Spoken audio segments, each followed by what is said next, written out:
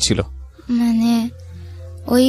মানে ওই সিচুয়েশনে আমাকে এত পরীক্ষা দিতে দিবে না, তো আমার ফোনটা সবসময় চেক করতো যে আমি কারোর সাথে কথা বলি কিনা। আমার নাম্বারে ফোন দিত, ওনারাই ফোন দিত যে আমি ওয়েটিং আছি কিনা। যে আম্মুর গাইডে ছিলাম সে সবসময় চোখে চোখে রাখতো। তো এক সপ্তাহ দেখলো যে আমি কথা বলতেছি না, কিন্তু ওনাদের বিশ্বাস যে আমি রিলেশনটা কন্টিনিউ করব, যতই গ্যাপ দেই না কেন কন্টিনিউ করব। তো আমাকে পরীক্ষা দিতে দিবে না, বলতেছে যে তুমি বিয়ে করো, ভালো পাত্র আছে। আমার কলেজ থেকেও গেছিল কয়েকজন মানে সম্বন্ধ নিয়ে, যার কারণে আমার বিয়ে দিতে চাচ্ছিল। তো আমি বলছি ঠিক আছে, আমার পরীক্ষা দিতে হবে না, আমাকে কোনো কোর্সে ভর্তি করায় দেন। সাধারণত কি হয়, আপনাদেরকে বড় করে মেয়েদেরকে কোনো একটা সৎপাত্রে পাত্রস্থ করে বিয়ে শাদী দিয়ে দেয় নাকি? তাহলে মানে মেয়েদের ক্ষেত্রে যেটা হয় যে ওনারা নিজেরাই অ্যাফেয়ার করে তাদেরকে নিয়ে আসে। কিন্তু এই আশ্রমের কোনো ছেলে হওয়া যাবে না? না, আশ্রমের ছেলে হওয়া যাবে না, কিন্তু যে কোনো অ্যাফেয়ার করতে পারে, কোনো সমস্যা নাই। আচ্ছা, কিন্তু আশ্রমের হওয়া যাবে না। Okay fine. তারপর তা আমাকে বললো যে তুমি বিয়ে করো। আমাকে ডাইরেক্টলি কেউ কিছু বলে না, যে কেন এটা করতেছো বা এইটার জন্য তোমাকে এটা করা হইলো, কিছু বলে না। কিন্তু আমার সাথে ওইরকম বাজে বিহেভ করে। তো আমাকে যখন বিয়ের জন্য খুব ফোর্স করতে লাগলো, তখন আমি বললাম যে আমাকে কোনো কোর্সে ভর্তি করাই দাও, আমি ওর সাথে যোগাযোগ করবো না। আমাকে সেলাইয়ের কোর্সে ভর্তি করে দিল, যে এখানে 3 মাস একটা কোর্স করব, কোর্স করার পরে আমার একটা চাকরি হবে গার্মেন্টসে। আমি সব থেকে ভালো স্টুডেন্ট ছিলাম আমার ব্যাচের, কিন্তু না আমার শুরু থেকেই যতদূর লেখাপড়া করছি সবসময় আমার রেকর্ড ভালো ছিল, মানে ডিসিপ্লিনও ভালো ছিল এবং রেজাল্টও ভালো ছিল। কিন্তু আমাকে পরীক্ষা দিয়ে দেবে না, আমাকে গার্মেন্টস চাকরি করতে হবে। আর উনি খুব ভালো মতোই জানতো যে আমার দ্বারা এসব সম্ভব না, মানে আমি শুধু লেখাপড়াই করছি, খেলাধুলা অন্যান্য যেসব কাজ এসব আমি করতে পারি না। ভর্তি করে দিল, আমিও যাইতাম ক্লাসে বেশ কিছুদিন, প্রায় 1 মাসের মতো গেছি। ওই সময় আমাকে ক্লাসে যাচ্ছি, তারপরে ক্লাস থেকে যখন বাসায় আসতাম তখন আমার সাথে 1-1.5 ঘন্টা, প্রায় দিনই 1-1.5 ঘন্টা এসে কথা বলতো যে ভালো ছেলে আছে, বিয়ে করো, তোমার ফিউচারে এইটা হবে ওইটা হবে, কিন্তু পরীক্ষা দেওয়া যাবে না, বিয়েই করতে হবে এবং এখনই সে বিয়েটা করতে হবে। বলে তুমি যদি চাও এই মাসেই বিয়েটা দিয়ে দিতে পারি, আমরা খুব ভালো ঘরের ছেলে, তুমি খুব ভালো থাকবা। কিন্তু আমি তো কাউকে বিয়ে করতে যাচ্ছি না, আমি চাচ্ছিলাম যেভাবে পরীক্ষাটা অন্তত দেই, কিন্তু পরীক্ষা দিতে দিচ্ছে না। সেই কারণে আমি এক পর্যায়ে মনে হয়েছিল যে দিবে না, শুধু শুধু আর কি করব, এত দূর লেখাপড়া করলাম, আমার ইচ্ছা ছিলাম পরীক্ষাটা দেই, ভালো কোথাও লেখাপড়া করি। সেই কারণে আমি সুইসাইড করতে যাচ্ছিলাম। তো তুমি কি কোনো স্টেপ নিয়ে ফেলেছিলে সুইসাইড করার? রাইট, হ্যাঁ, বিভিন্ন রকম কাজ করতাম, ধরা খেয়ে যেতাম। যেমন আলমারির মধ্যে আসি, দেখা যেত অজ্ঞান হয়ে গেছি, বেশিক্ষণ থাকতে পারলাম না, অজ্ঞান হয়ে গেলাম। পরে ওই যে আম্মু আছে নজর রাখতো, মানে তার একটু গ্যাপের চান্সটাই আমি নিতাম, সে আবার আসতো, তখন আলমারির ভিতর থাকলে তোমার মনে হতো তুমি সুইসাইড মারা যাবে এখানে? না, আমি কিছুক্ষণ পরে অজ্ঞান হয়ে যেতাম ওখানে। তো অজ্ঞান হয়ে গেলে ওখান থেকে তোমাকে যদি কেউ উদ্ধার না করে তাহলে তুমি ওখানে মারা যাবে, এরকম বিষয় আমার মনে হতো যে আমার কিছু একটা হবে। আর কি স্টেপ নিতে? তারপরে আমি দোতলা বাসা, তো দোতলার যে সিঁড়িটা, ওখান থেকে লাফ দিলে মানে মুখে হাত পার অনেক ক্ষতি হবে, মানে খুব খারাপ অবস্থা হয়ে যাবে, মানে বিভৎস চিন্তাগুলো আসতো নিজের মধ্যে। ওকে, বুঝতে পারছি। ওখান থেকে লাফ দিব। এবং তোমার যে স্ট্যামিনাটা, মেন্টাল যে স্ট্যামিনাটা, সেটাও অনেকটা দুর্বল। এটা তোমার বেড়ে ওঠার কারণেই হয়েছে সামহাও। এটা তারা বুঝতো, যে কারণে তারা খুব একটা শারীরিক চাপ দিতে পারতো না, যেটা মনে হয়েছে কথা শুনে। ওকে, সো সুইসাইডের প্রসঙ্গে ছিলাম আমরা। সাগর, তারপর? ও সুইসাইড করতে গেল, যে আমার সাথে এত প্রবলেমের পরে ও সুইসাইড করার পদক্ষেপ নিল। সুইসাইড করার আগে আমাকে ফোন দেয় যে আমি তো এই কাজ করে ফেলবো। আমি অনেক কষ্ট পাই, আমি 1 সপ্তাহের সাথে কথা বলিনি আমি। তারপরও ওর বাসার পিছনে, তখন বৃষ্টি পড়ছিল, বাসার পিছনে আমি প্রায় 3 ঘন্টা ধরে দাঁড়িয়ে আছি যে তুমি কিছু করো না, আমি আসি, আমি তোমার সাথে থাকবো, যেমন করেই হোক, যেভাবে হোক, আমি তোমার সাথে রিলেশন কন্টিনিউ করবো, তুমি কিছু করো না, তুমি কিছু করলে আমিও কিছু করে ফেলবো। তো অনেক চেষ্টার পর ও থামলো, আমার সাথে রাতের বেলা কথা বললো। আমি তখন বললাম যে আচ্ছা ঠিক আছে, তোমার যেহেতু তোমার পরীক্ষা দিতে দিবে না, তোমাকে ঠিকমতো বের হতে দিচ্ছে না ওখান থেকে, যে তুমি একদিন কষ্ট করে তুমি একটু পালিয়ে বের হয়েও দেখা করো আমার সাথে। তো ও কোনোভাবে ম্যানেজ করে দেখা করতো। তো আমি তখন ওকে বলি যে আচ্ছা ঠিক আছে, শুনো, তোমার জামা কাপড়গুলা তুমি বের করে নিয়ে আসতে পারবা কোনোভাবে? যে ও আমাকে বলে যে কিভাবে বের করে যায়। আমরা 2 জন মিলে তখন বললাম যে আচ্ছা ঠিক আছে, তুমি অল্প অল্প করে তুমি যে ইয়াতে নিয়ে যায়, তুই কোর্সে ভর্তি করাইছে, সেলাই কোর্সে, আচ্ছা ঠিক আছে, তুমি ওখানে যাওয়ার সময় ব্যাগে করে প্রত্যেকদিন অল্প অল্প করে কাপড় নিয়ে আসবা। অল্প অল্প করে কাপড় নিয়ে আসতো, ও ফ্রেন্ডের বাসায় থাকতো, কয়েকটা ফ্রেন্ডের বাসায় আলাদা আলাদা করে রাখতো। মানে প্ল্যানটা হচ্ছে আপনি ওকে বের করে নিয়ে এসে বিয়ে করবেন বা এরকম কিছু একটা। ওকে, এভাবে প্ল্যান করছি। তো ও এভাবে বের করতো। যখন দেখা গেছে যে ওকে খাবারের কষ্ট দিচ্ছে আর জোর করে, ওরা কিন্তু নজর রাখতো, ওরা কিন্তু প্রায় বুঝে গিয়েছিল, ঠিক আছে, যে ও আমার সাথে রিলেশন এখন খুব ভালোভাবে আছে, কন্টিনিউ করতেছে, ও আমাকে ছাড়বে না। তো কি করলো, আমাকে ফোন দিত। ও যখন ভিতরে থাকতো আমাকে ফোন দিত, ফোন দিয়ে গালিগালাজ করতো, তখন অনেক হুমকি দিত যে এই করব ওই করব, তোমার ক্যারিয়ার কিভাবে নষ্ট করা যায় এভাবে করব। তো আমি যে প্রথম চাকরিটা পেয়েছিলাম সেই চাকরিটার রেফারেন্স কিন্তু তারা দিছিল, তাদের জন্যই আমি ওই চাকরিটা পেয়ে গেছিলাম। তো আমি ভাবলাম যে আচ্ছা ঠিক আছে, আমি ওকে নিয়ে যেহেতু চলে যেতে চাচ্ছি, আমি যদি এখানে থাকি ওরা আমাদের তো ধরে ফেলবে, আর ওরা আমার চাকরিটা নিয়ে এমনও দেখা গেছে যে চাকরি থেকে তাদের যেহেতু চেনাশোনা, তাদের রেফারেন্সে তারা বাদ দিয়েও দিতে পারে। তো আমি কি করলাম যে আমি আরেকটা জায়গায় পরীক্ষা দিচ্ছি, আরেকটা চাকরির জন্য খুঁজছি। কিছুদিন খোঁজার পর আমি একটা চাকরি পেয়ে যাই, সেটা হচ্ছে নারায়ণগঞ্জ, আমি যেখানে এখন আছি সেখানে নারায়ণগঞ্জ আরেকটা প্রতিষ্ঠানে আমি চাকরি পেয়ে যাই। তো ওখানে আমি বাসাটা শিফট করে নিয়েছি। আমার বাসা বলতে তখন ছিল হচ্ছে মাত্র বেড আর হচ্ছে সামান্য কিছু জামা কাপড়, এই তো ওর জামা কাপড়ও বের করে নিয়ে আসে। তারপরে একদিন সময়টা দুপুর বেলায় ছিল, তো আমাকে বলে যে আচ্ছা ঠিক আছে, আমি কিন্তু সবকিছু বের করে ফেলছি, এখন আমি কি করব। আমি বললাম যে আচ্ছা আমি অফিসে আছি, আমি কালকে সকালবেলা আসবো, ভোরবেলায় তুমি একটা কাজ করো, তুমি ভোরবেলায় যেহেতু তুমি ইয়াতে যাবে, কোর্সে যাবে, যে একটু ভোর দিকে বের হইও। তো পরদিন ভোরবেলায় বের হয়, তো আমি ওকে নিয়ে চলে আসি এদিক দিয়ে। ওর যে নাম্বারটা ছিলাম এই নাম্বারটা বন্ধ করে দিছি, আমি আমার নাম্বারটা বন্ধ করে দিয়ে আমি ওখানে আসি। তো আছি এখন নতুন একটা বাসায় উঠছি, যেহেতু ওখানে চাকরি করছি, নতুন বাসায় উঠছি। প্রথমে আমি বিয়ে করি নাই, প্রথমে যেহেতু সাবলেট উঠছি, তো ওখানে আমি যেহেতু 3টা রুম আছে, 3টা রুম কি 2টা রুম আর একটা হচ্ছে হল রুম। তো আমি বাসায় পরিচয় দিলাম যে এটা আমার ওয়াইফ, তো ওভাবেই নিয়ে গেছি। তো একটা মাস ও বাইরে থাকতো, মানে ও ভিতরে আমার রুমে থাকতো আর আমি বাইরে থাকতাম, এভাবে চলতাম। তো পাশের ভাবিরা বললো যে কি এরকম করে থাকা, আমি ছিলাম একটু ঝগড়াঝাটি হয়েছে। তো পরে মাসে যে বেতনটা পাইছি, আমি প্রথম বেতন পেয়ে আমি ওকে বিয়ে করি। এটা আমার কতগুলো কলিগের সাহায্যে, যে তারা টাকা পয়সা বা এভাবে বিয়েটা দেয়। কত সালে বিয়েটা হলো? এটা হচ্ছে 2017। ওকে, মানে 2017 কত কোন মাসে? এটা হচ্ছে জুলাই মাসে, বেশ কিছুদিন হলো আর কি। হ্যাঁ, জুলাই মাসের 7 তারিখে আমরা বিয়ে করি। বিয়ে করার পরে আমাদের খবর কিন্তু ওরা জানে না, ওই অনাথ আশ্রমে কেউ জানে না, পালিয়ে এসছে। হ্যাঁ, তো অনাথ আশ্রমে কেউ জানে না। তো আমরা ঠিক মতোই চলছি, ভালো মতোই চলছি, 2 মাস খুব ভালোভাবে চললাম। একদিন আমি কাজের ক্ষেত্রে নারায়ণগঞ্জে যেহেতু গেছি, কাজের ক্ষেত্রে যাওয়া হয়, তখন ওখান থেকে যে অনাথ আশ্রমে একজন ভাই আছে, সেও আবার নারায়ণগঞ্জে কোথাও জব করতো, সে আমাকে দেখে ফেলছে, এবং দেখে ফেলে সে আমার পিছু নিছে, আমি সেটাও জানি না, আমি তাকে দেখিনি। পরে আমি যে বাসায় থাকতাম, যে অফিসে কাজ করতাম, দেখি কন্টিনিউ সে আমাকে ফলো আপ করতো।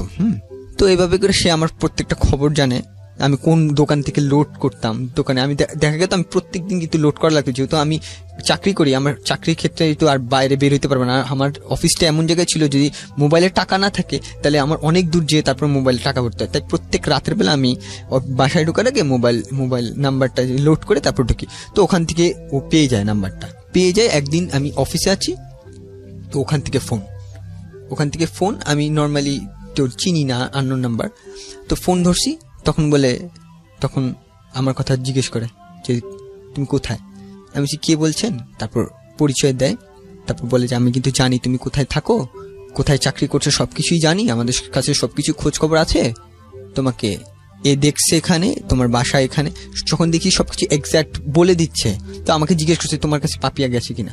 আমি তখন যেহেতু দেখছি যে সবকিছু এক্স্যাক্ট বলে দিছে, তো আমি বললাম যে হ্যাঁ আমার কাছে চলে আসছে, ধরা খেয়ে গেছি আমি। তো আমি আর মিথ্যা কথা বলিনি, আমি সত্যি কথা বলে দিছি।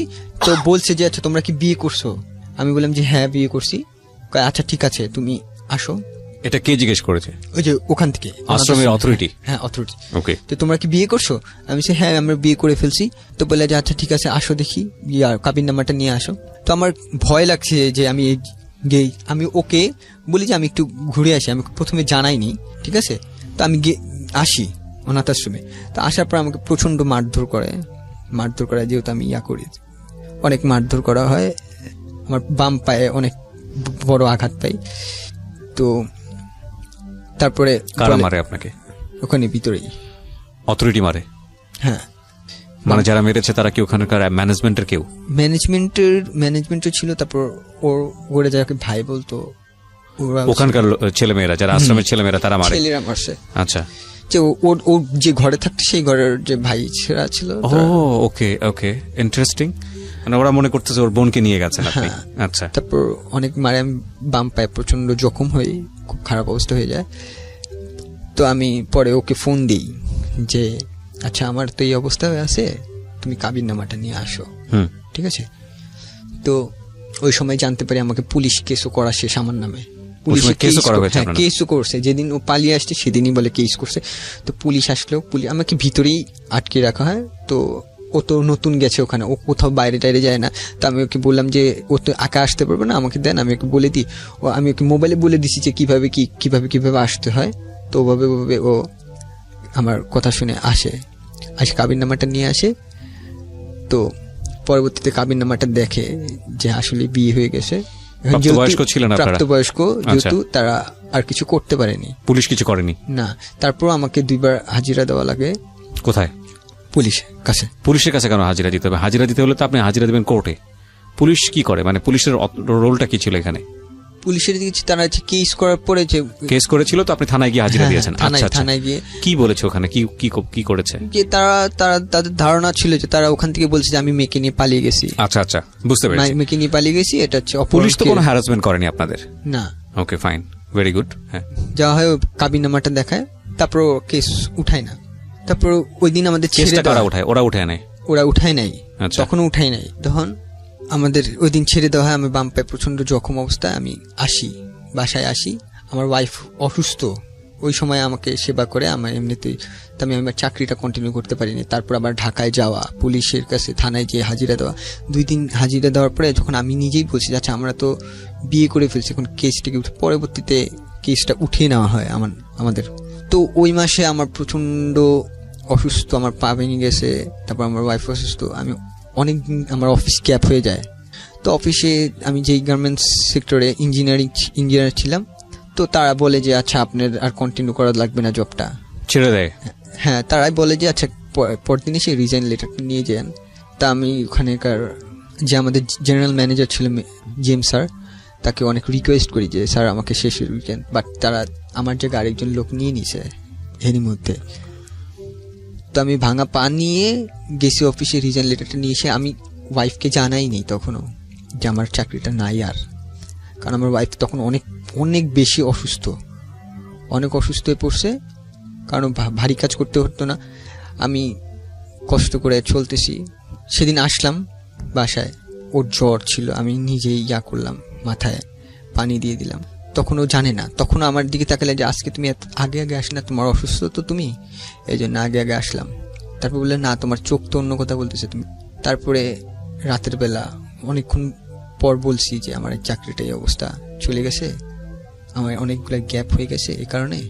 তো ওই মাসে খুব খারাপভাবে আমরা দিন কাটাইছি, যে দেখা গেছে যে পরের মাসে বেতন পাবো, ওই মাসে এই যে এত ঝামেলা, ওষুধপত্রতে চলে গেছে, টাকা পয়সা চলে গেছে। আমাদের কাছে কোনো টাকা পয়সা নাই, খাবার দাবারের জন্য কিছু টাকা পয়সা নাই। তো আমরা কি করতাম, আমাদের কিছু টাকা ধার নিতাম, বা দোকান থেকে ধার নিতাম, যে ওই মাসটা কোনো মতে চলে আসছি।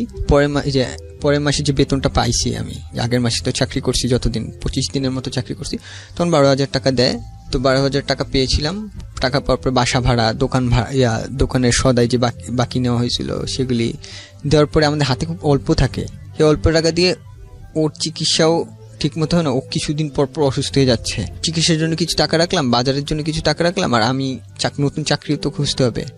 তো নতুন চাকরির জন্য খোঁজার চেষ্টা করতেছি। আমি ওকে ছাড়া কোথাও যাইতেও পারতেছি না, ও কারণ অসুস্থ হয়ে যায়, বাসায় ওকে দেখার জন্য কেউ নাই। আবার আমার এখান থেকে চাকরিও দরকার। তো আমি ফোনে কতজনের কাছে জিজ্ঞেস করলাম, যে আগে যেসব অফিসে চাকরি করছি 2টা অফিস, বললাম ভাই আমার ওয়াইফের তো এই অবস্থা, আমার একটা চাকরির খুবই দরকার, যে আমি পরিশ্রম করতে চাই, আমি পরিশ্রম করে বাঁচতে চাই। তো অনেকে অনেক কথাই বলে, যে সবাই সহানুভূতি দেখায়, আচ্ছা ঠিক আছে আমি ব্যবস্থা করে দেবো, এই করে দেবো, সেই করে দেবো। পরে ওই মাসটা কোনো মতে কাটাইলাম। পরের মাসে আমার ওয়াইফের প্রচণ্ড খারাপ অবস্থা, বমি হচ্ছে, বারবার গলা থেকে রক্ত পড়ছে, পেটে ব্যথা, যেমন গাইনি প্রবলেম হয়ে গেছে। তো আমি অনেক দিন ওই অনাথ আশ্রমে ফোন দিলাম যে স্যার আমার তো এই ওয়াইফের এই অবস্থা। তারা রেসপন্স করে বা শুনলেও না শুনে করে। তো একদিন রাত্রেবেলা অল্প কিছু খাওয়া দাওয়া করার পরে ও প্রচণ্ড জ্বর চলে আসে। হ্যাঁ, ও আমাকে বলে যে আমি আর সহ্য করতে পারতেছি, আমার দম নিতে কষ্ট হচ্ছে, তো আমি এখন কি করব।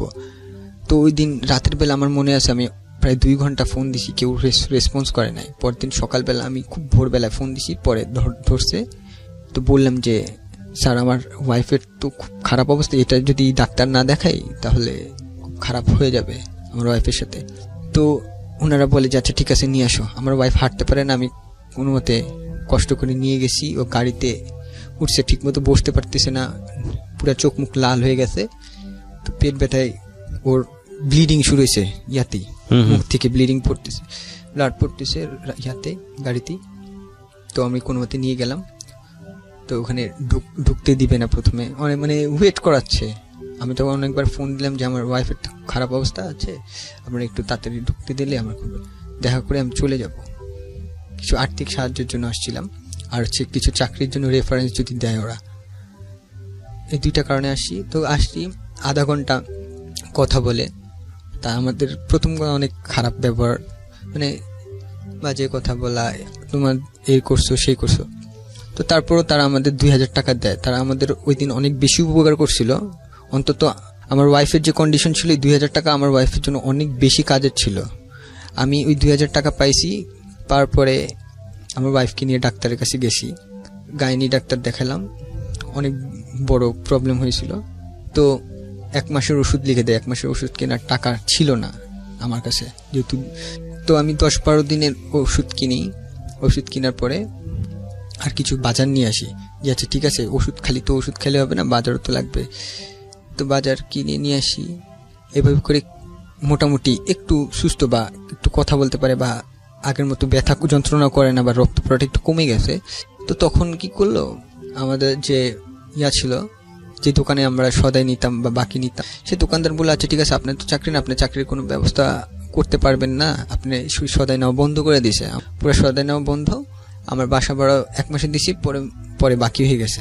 ওই 1 মাস দিতে পারি না, আমি বলছি চাকরি পেলে একবারে দেবো। তো এইভাবে পুরো এপাশ দিয়ে আমাদের টর্চার শুরু করলো। আমার কিছু বাকি দিছে না, আমরা খাবো কিভাবে চলবো, কারণ আমার কাছে টাকা পয়সা তেমন ছিল না। তো আমি অনেকভাবে চেষ্টা করতেছি। অনেকে বলছে আচ্ছা ঠিক আছে আসো তুমি আমার সাথে দেখা করো। গেছি, দেখা করতে গেছি। আমি 3 ঘন্টা দাঁড়িয়ে আসি। 3 ঘন্টা দাঁড়িয়ে আসি, তখন শীতের সময়। 3 ঘন্টা দাঁড়িয়ে আসি। যেদিন আমার ইন্টারভিউর দিন, সেদিন ফোন দিয়ে জিজ্ঞেস করি যে ফোন দিই, কোনো রেসপন্স নাই, কোনো রেসপন্স করে না, ফোন ধরে না। এরকম করে অনেক জায়গায় আমি ঘুরছি। আমার তখনও পাটা কিন্তু ঠিকমতোভাবে সারে নেই।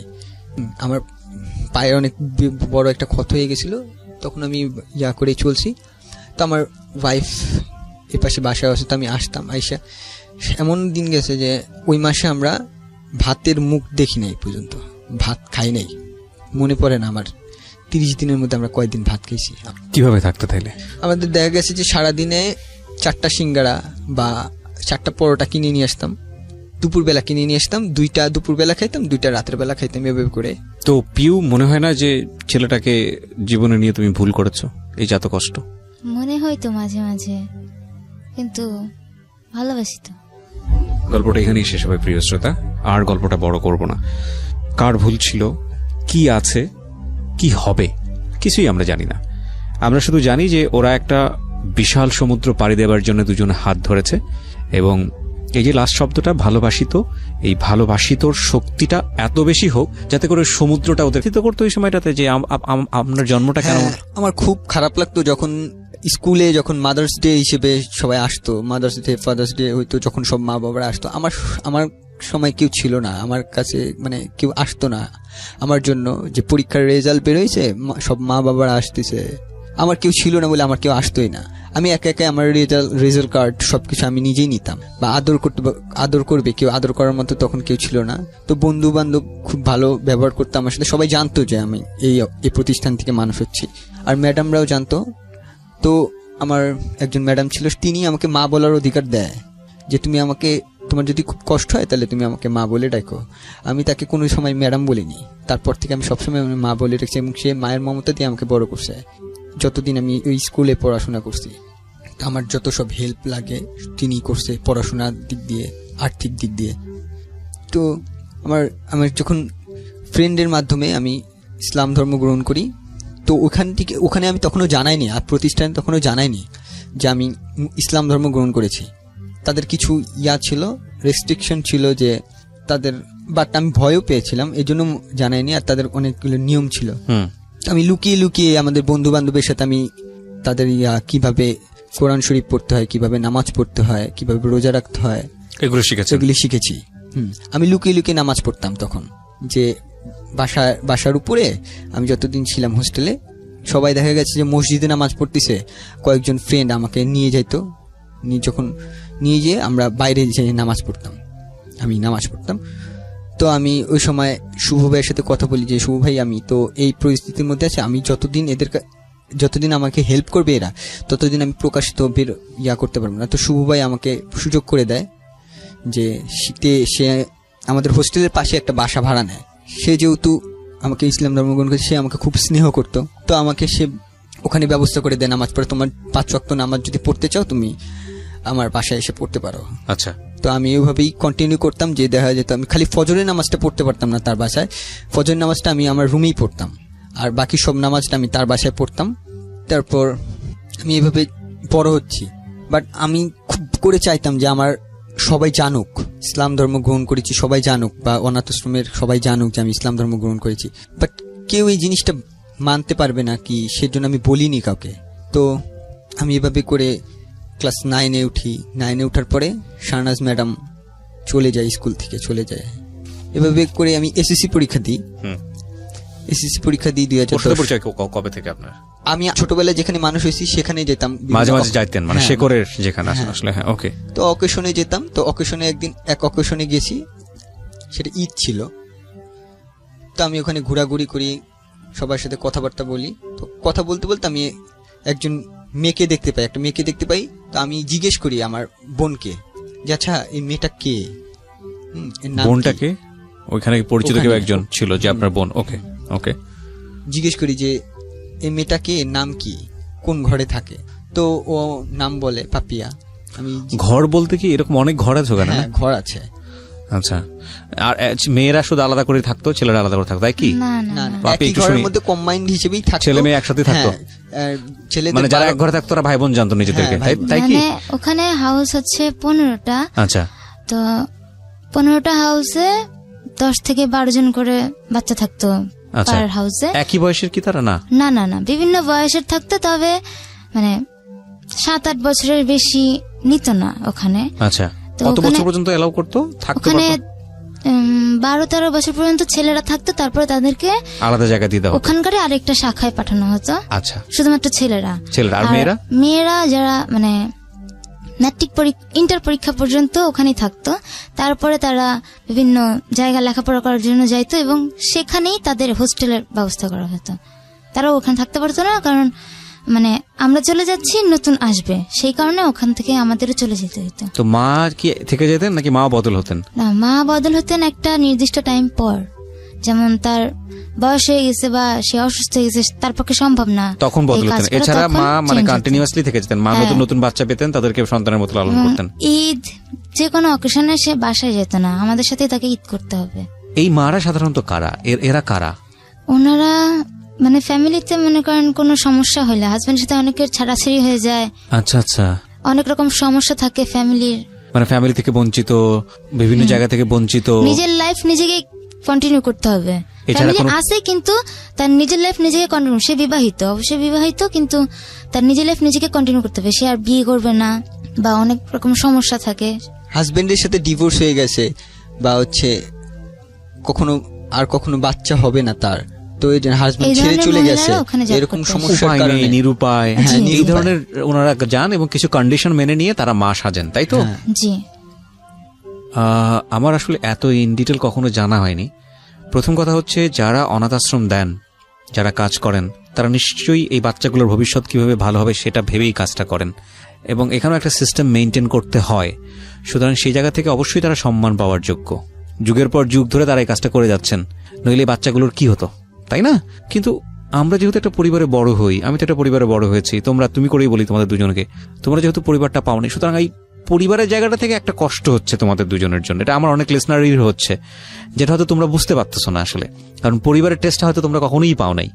পেয়েছো কি? আমার তো মনে হয় পাওনি। তোমার ক্ষেত্রে কি হচ্ছে পিউ? তুমি কবে এসছো? আমি আসছি 6 বছর বয়সে। তার মানে তুমি একটা ফ্যামিলিতে ছিলা? তোমার না না না, তাহলে আমি মানে আমার খুব ছোটবেলায়, আমার বয়স যখন 4 তখন আমার মা মারা যায়। তো আমি আঙ্কেল বলে ডাকতাম একজনকে, তো উনি আমাকে তার বাসায় রাখে। বাবা কোথায় ছিল? আমার বাবা মারা গেছে আগে। তোমার বয়স তখন 4 যখন মা মারা যায়? হ্যাঁ। ফ্যামিলির আদার মেম্বাররা, তোমার ভাই বোনেরা কেউ ছিল না? সবাই গ্রামে থাকতো। তোমার মা তোমাকে নিয়ে শহরে থাকতো? মানে আমি ছোটবেলায় আমার নানির কাছে ছিলাম। আচ্ছা। তারপর নানির কাছ থেকে আমি আমার মার কাছে আসি। মা কোথায় থাকতো? আমার মা থাকতো ফরিদপুরে। ফরিদপুরে কোথায় থাকতো, মানে কার কাছে থাকতো? আমার মা ফরিদপুরে, মানে আমি ঠিক জানি না, এখনো পর্যন্ত কোনো খোঁজ খবর পাইনি। তুমি তোমার মার কাছে থাকতে তুমি জানো না? আমি ঠিক বুঝলাম না, মানে তুমি এমন কিছু কি আছে যেটা গোপন করতে চাচ্ছ এরকম? না না না, আমি এটা জানতে পারছি অনেক পরে। না, তুমি তোমার মার কাছে যখন ছিলে তখন তোমার মা কি করতো? মা ফরিদপুরে কি করতো, কার কাছে থাকতো? আমি বুঝাই বলি বিষয়টা। আমি যখন অনাথ আশ্রমে আসলাম, তো তখনও আমি একটু বোকা টোকা টাইপের মানুষ। আমি সবার সাথে অনাথ আশ্রমে আসার আগে তো একটা ঘটনা আছে। আসার আগেরটা আমি নিজেও ঠিকভাবে জানি না। আমার কত বছর বয়সে আসো তুমি? আমি 6 বছর বয়সে আসছি। 6 বছর আসলে তো তোমার নিশ্চয়ই সেন্স থাকার কথা তুমি কোথা থেকে কোথায় আসতেছো। না, আমার একটা সমস্যা আছে, আমি ঠিক মনে রাখতে পারি না। তো আমি যখন আসার পরে আমি মানে বছরের শেষের দিকে আসি, কোন একটা ইয়ারে নভেম্বর মাসে আসি। তো পরের বছরে আমি ক্লাস 2-তে ভর্তি হই। একটু থামাচ্ছি তোমাকে। 6 বছরের বয়সে তুমি যখন আসো তার আগে তুমি কার কাছে ছিলে? আঙ্কেলের কাছে ছিলাম। আমার শুধু এইটুকুই মনে ছিল। কোন এক আঙ্কেলের কাছে? জি। আমি আসার আগে আমার এইটুকুই মনে ছিল যে আমি আঙ্কেলের কাছে আছি, আমি ওনাকে আব্বু বলতাম। পরে জানতে পারছি যে উনি আমার বাবা না। পরে তুমি জানতে পেরেছো? সেটা অনাথ আশ্রমে থাকার কতদিন পরে? আমি যখন ম্যাট্রিক পরীক্ষা দিব তখন জানতে পারছো? তখন জানতে পারছি। তো তার আগে তো তোমার মা ডাকের একটা অভ্যাস হয়ে গেছে 6 বছরের আগে, নাকি কাউকে মা ডাকোনি? না, কাউকে মা ডাকিনি। আমি আমার আম্মু 6 বছর আগের মেমোরিটা কি তোমার? কি মেমোরি? শুধু এই আঙ্কেলের কাছে আছো এতটুকু মেমোরি, নাকি আর কিছু নাই মাথায়? না, আর কিছুই আমার মাথায় না, আমার কিছু মনেও নাই। Very interesting. তো কি ঘটনা কি ছিল তোমার ফ্যামিলির আসলে? আমি যখন ক্লাস 10-এ পড়ি তখন আমার নানি আমার সাথে দেখা করতে আসে। ওনার বয়স 103 ছিল, খুবই বয়স্ক ছিল। উনি একটা লোককে নিয়ে আসছিল। তো তখন আমার নানি জানায় যে আমি আমার নানির কাছে ছিলাম। আমার মা খুব অসুস্থ ছিল। তারপর আমার মা আমাকে নিয়ে যায়, বেশি দিন রাখতে পারেনি, আমার আম্মু অসুস্থ থাকার কারণে মারা যায়। তো আমাকে একটা স্কুলে ভর্তি করে দিয়েছিল আমার আম্মু।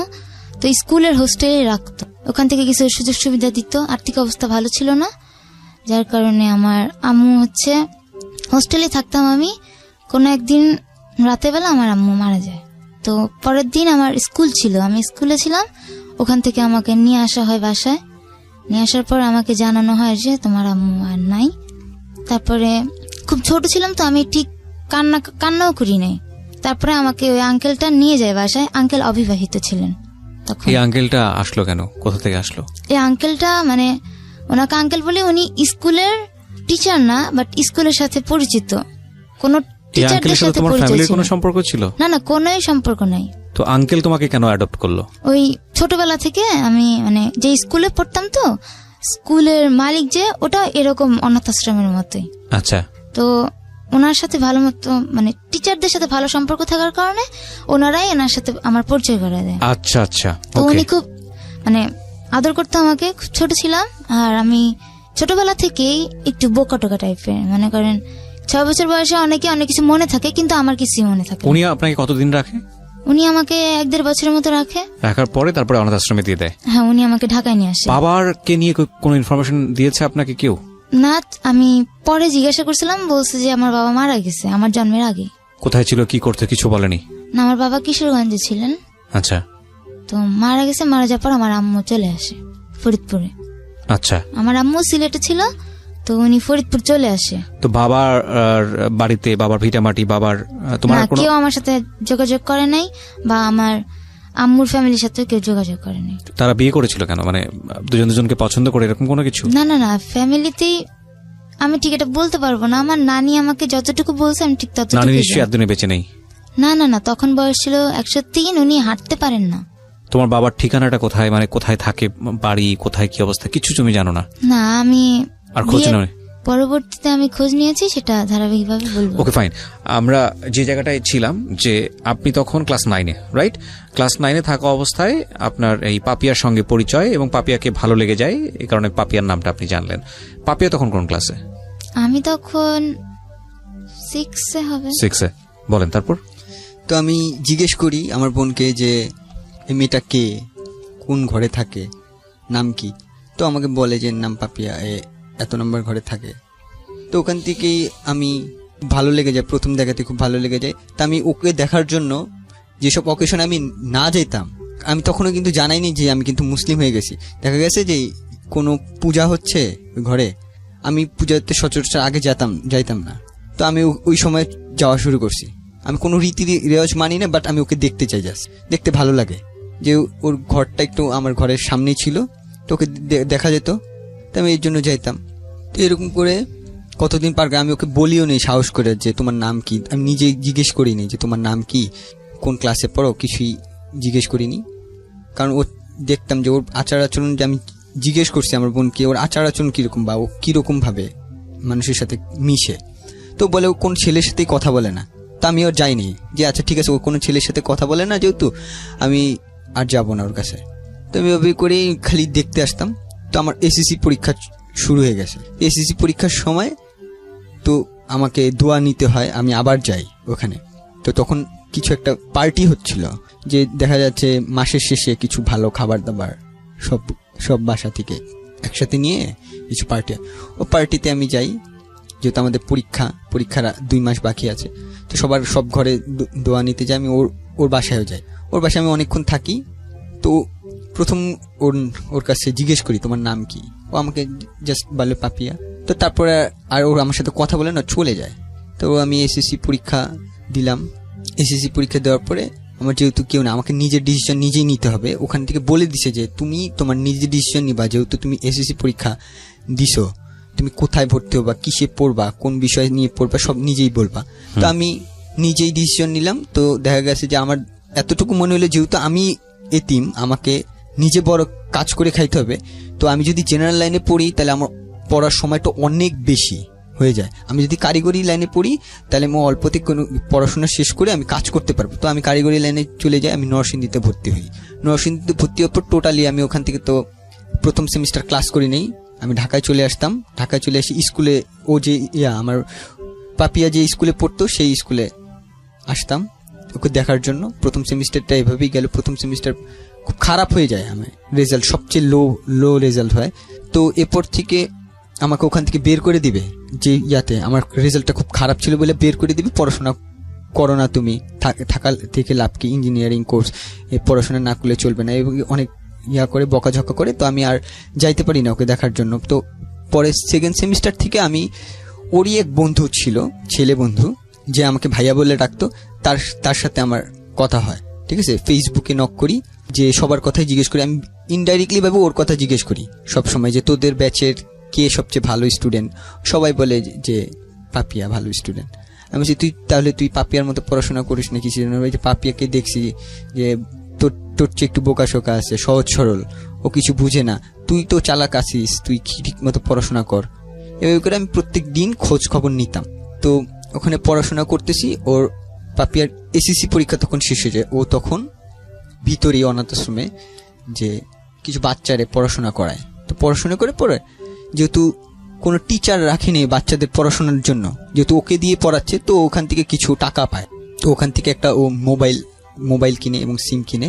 তো আমি তখন জানতামও না যে ও মোবাইল সিম কিনছে। তখন একদিন ফেসবুকে কথা বলতে বলতে জিজ্ঞেস করলাম ওর বন্ধুকে যে কি রে, তোর পাপিয়ার সাথে কথা হয় কিনা। তো বলে হ্যাঁ কথা হয় তো মোবাইলে। আমি ওর মোবাইল নাম্বারটা আছে? হ্যাঁ আছে। আমি তুই দিতে পারবি? তো তো অনেক বারণ করে যে না এটা দেওয়া যাবে না, এই সমস্যা আছে সেই সমস্যা দেখায়। আমি তারপর অনেক ম্যানেজ করে নাম্বারটা নেই পাপিয়ার।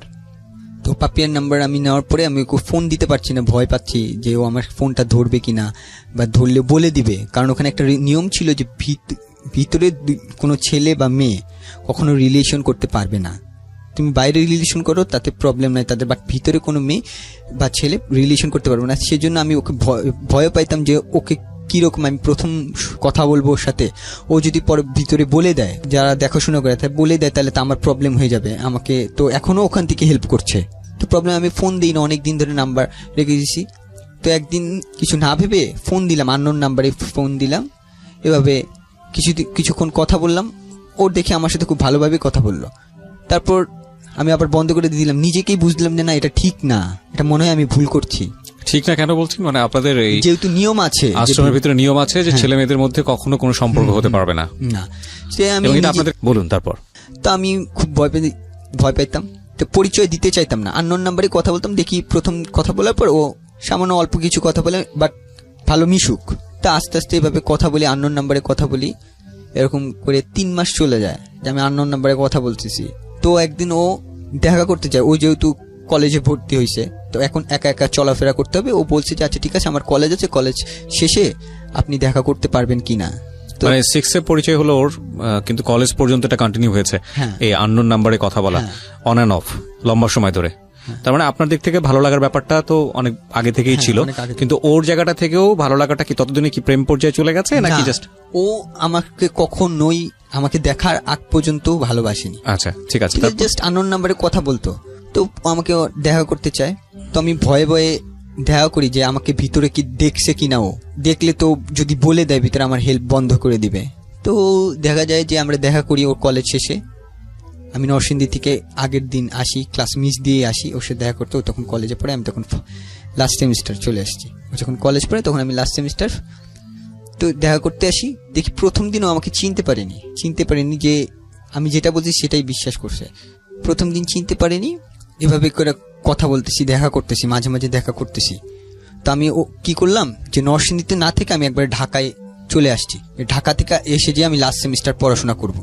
যেহেতু লাস্ট সেমিস্টার ছিল, পড়াশোনার চাপ ছিল কম, জাস্ট পরীক্ষাটা অ্যাটেন্ড করে গেলেই হবে। তো আমি ঢাকায় থাকা শুরু করি, ওর সাথে দেখা করতাম, ক্লাসে যেতাম না, শুধুমাত্র পরীক্ষার সময় যে পরীক্ষা দিতাম।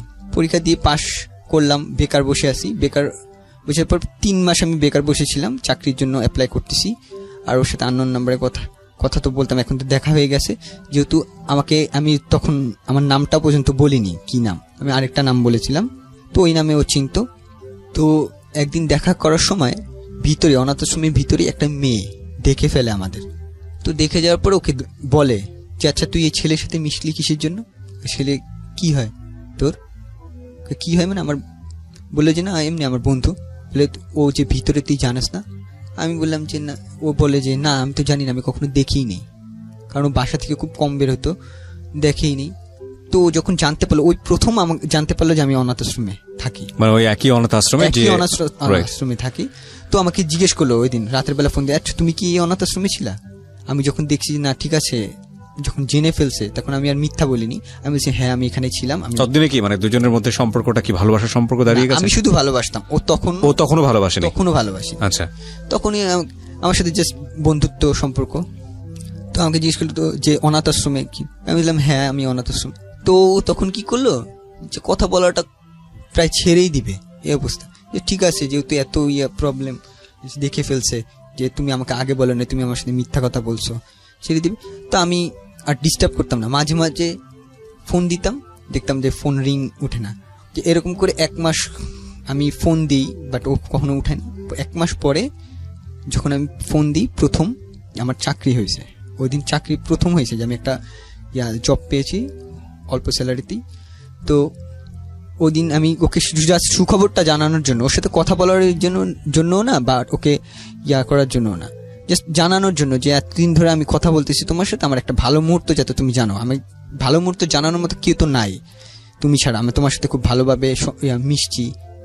তো এভাবে জানাইছি, ও খুব খুশি হয়ে যায় যে আমি চাইছিলাম যে তুমি একটা ভালো খবর দাও আমাকে। তো ওই সময় ও যার কাছে ছিল, ওখানকার একটা বড় আপুর সাথে ওর একটু ঝামেলা হয়।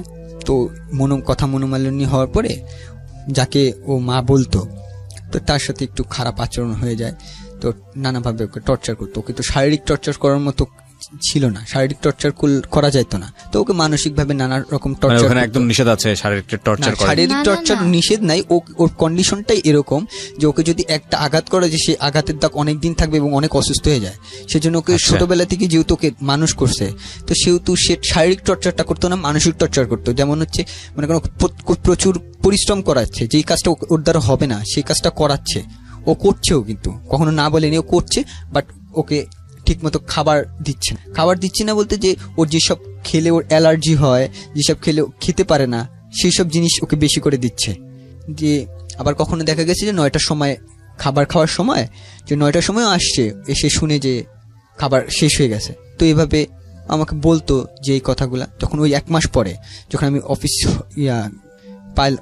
চাকরি পেলাম, তখন বলা হলো। তো আমি বললাম আচ্ছা ঠিক আছে, যেহেতু তোমার এই প্রবলেম হচ্ছে, তুমি আমার সাথে আসো, আমি তো এখানেই থাকি, একসাথেই থাকি, তুমি আমার সাথে বন্ধুত্ব সম্পর্কে রাখো। তো জাস্ট বন্ধুত্ব হিসেবে আমার সাথে দেখা করতে আসো। আমি যেহেতু ওকে খাবার কষ্ট হচ্ছে, তা আমি তখন টিউশনি করা শুরু করছি এবং চাকরিও করি, টিউশনি করি। তো টিউশনির টাকা পাওয়ার পরে আমরা দুজন দুপুরবেলা লাঞ্চ করতাম, একসাথেই লাঞ্চ করতাম। যে আমার লাঞ্চ ব্রেক দিত, অফিসে ছুটি দিত, লাঞ্চ ব্রেক করতাম। আমার অফিসটা কলেজটা একসাথেই ছিল, যেহেতু কাছাকাছি ছিল। তো আমি যেতাম, যে আমরা লাঞ্চ করতাম। ও আমাকে বলতো যে আমি জানি যে এটার পরে আমি পরবর্তী তার খাবার আদৌ কি পাবো কিনা সেটা জানি না। তো আমি কি করতাম, প্রত্যেকদিন দুপুরবেলা লাঞ্চ করতাম আমরা দুইজন একসাথে। তো ও একটা পর্যায়ে 3 মাস সময় লাগছে আমাকে, এতদিন পরে আমার এই যে 1 মাস পরে যখন কথা বলছি, তারপরে আর 3 মাস সময় লাগছে আমাকে ভালোবাসতে। তো একদিন আমাকে বলে যে আমি তোমাকে ভালোবাসি, বাট এটা তো কেউ মানবে না, কিভাবে কি করবো আমরা দুজন। তো আমি তখন বলি যে আচ্ছা ঠিক আছে, মানবে কি মানবে না তখন দেখা যাবে পরে। তুমি একটা কাজ করো, আমার সাথে এরপর যখন দেখা করতে আসবা তখন মাস্ক পরে আসবা, যাতে আমাদের কেউ না চিনতে পারে। তো ও যখন আমার সাথে দেখা করতে আসতো, তখন ও মাস্ক পরতো, আমিও মাস্ক পরতাম। তারপরেও একদিন যেখানে প্রজেক্ট ডাইরেক্টর যিনি ছিল, তিনি একদিন বের হওয়ার পর সে দেখে ফেলছে, আমাদের দুজনকে একসাথে দেখে ফেলছে। সে তখন কিছু বলে নাই। সে কোথায় বসতেন আপনারা? আমরা কখনো কখনো বসতাম যে কোনো পার্কে, অনাথ আশ্রমের আশেপাশে। অনাথ আশ্রমের পিছনে একটা মাঠ ছিল, আচ্ছা। সেই মাঠে কখনো বসতাম, আর কখনো যেতাম দূরে।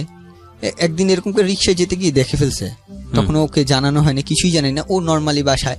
তখন দেখছি যে এমনিতে তো টর্চার হতো, মানসিক টর্চার, ওই সময় টর্চারটা আরো বেশি মাত্রায় বেড়ে যায় ওর প্রতি। ও আমাকে বলে আজকে আসার পর দেখছি যে আমার সাথে টর্চারের মাত্রাটা মনে হয় অনেক বেশি। যেমন দেখা গেছে যে আমার আলমারি যেখানে কাপড় চাপড় রাখতাম, সেই কাপড় চাপড় এলো মেলো উল্টা পাল্টা। তারপর দেখি যে বাসায় এসে আমি আসছি খাবার খেতে, যে খাবার খাবার নিয়ে বিরক্ত করছে, পরিশ্রমের কাজ করছে, ওর রুমটা এলোমেলো করে রাখছে, গুছাইলে রুমকে আলাদা রুম দেওয়া হতো প্রত্যেককে? মানে একটা রুমে 4 জন করে থাকতো, কোন রুমে 3 জন। তো আমি যে রুমে থাকতাম, যাকে আম্মু বলতাম, উনি খুব ভালো মতো জানতো যে সবকিছু কি আম্মুই করে, না টেক কেয়ার করা, শাসন করা সবকিছু মা করে, নাকি তার উপরে কেউ এসে? তার উপরে আছে, উনি করে, ওনাকে গাইডলাইন দেয়, ওনাকে বলে দেয় যে এরকম ঝামেলা করা যাবে না, এটা এভাবে করবেন। বাট উনি সবকিছু করে, ওনার সাথে আমাদের কানেকশনটা বেশি। আচ্ছা। তো উনি খুব ভালো মতো জানতো যে আমি আমার রুমটাই নোংরা পছন্দ করি না, আমার কাপড় চোপড় মানে আলাদা করে রাখি আমি সবসময়। সবার সাথে এক বালতিতে কাপড় ধুইতেও আমি চাই না, মানে খুব নোংরা কাপড় আমি যেখানে কাপড় ধুই না, অপেক্ষা করবো, একদিন অপেক্ষা করবো, তারপর আমি এখানে ধুবো না। তো উনি কি করতো, আমার কাপড় চোপড় নিয়ে ওই সবার সাথে নোংরা কাপড়ের সাথে চোপা দিত। আমি এসব পছন্দ করতাম না, কিন্তু আমি কখনো মুখেও বলতাম না যে এই কাজটা কেন করলা।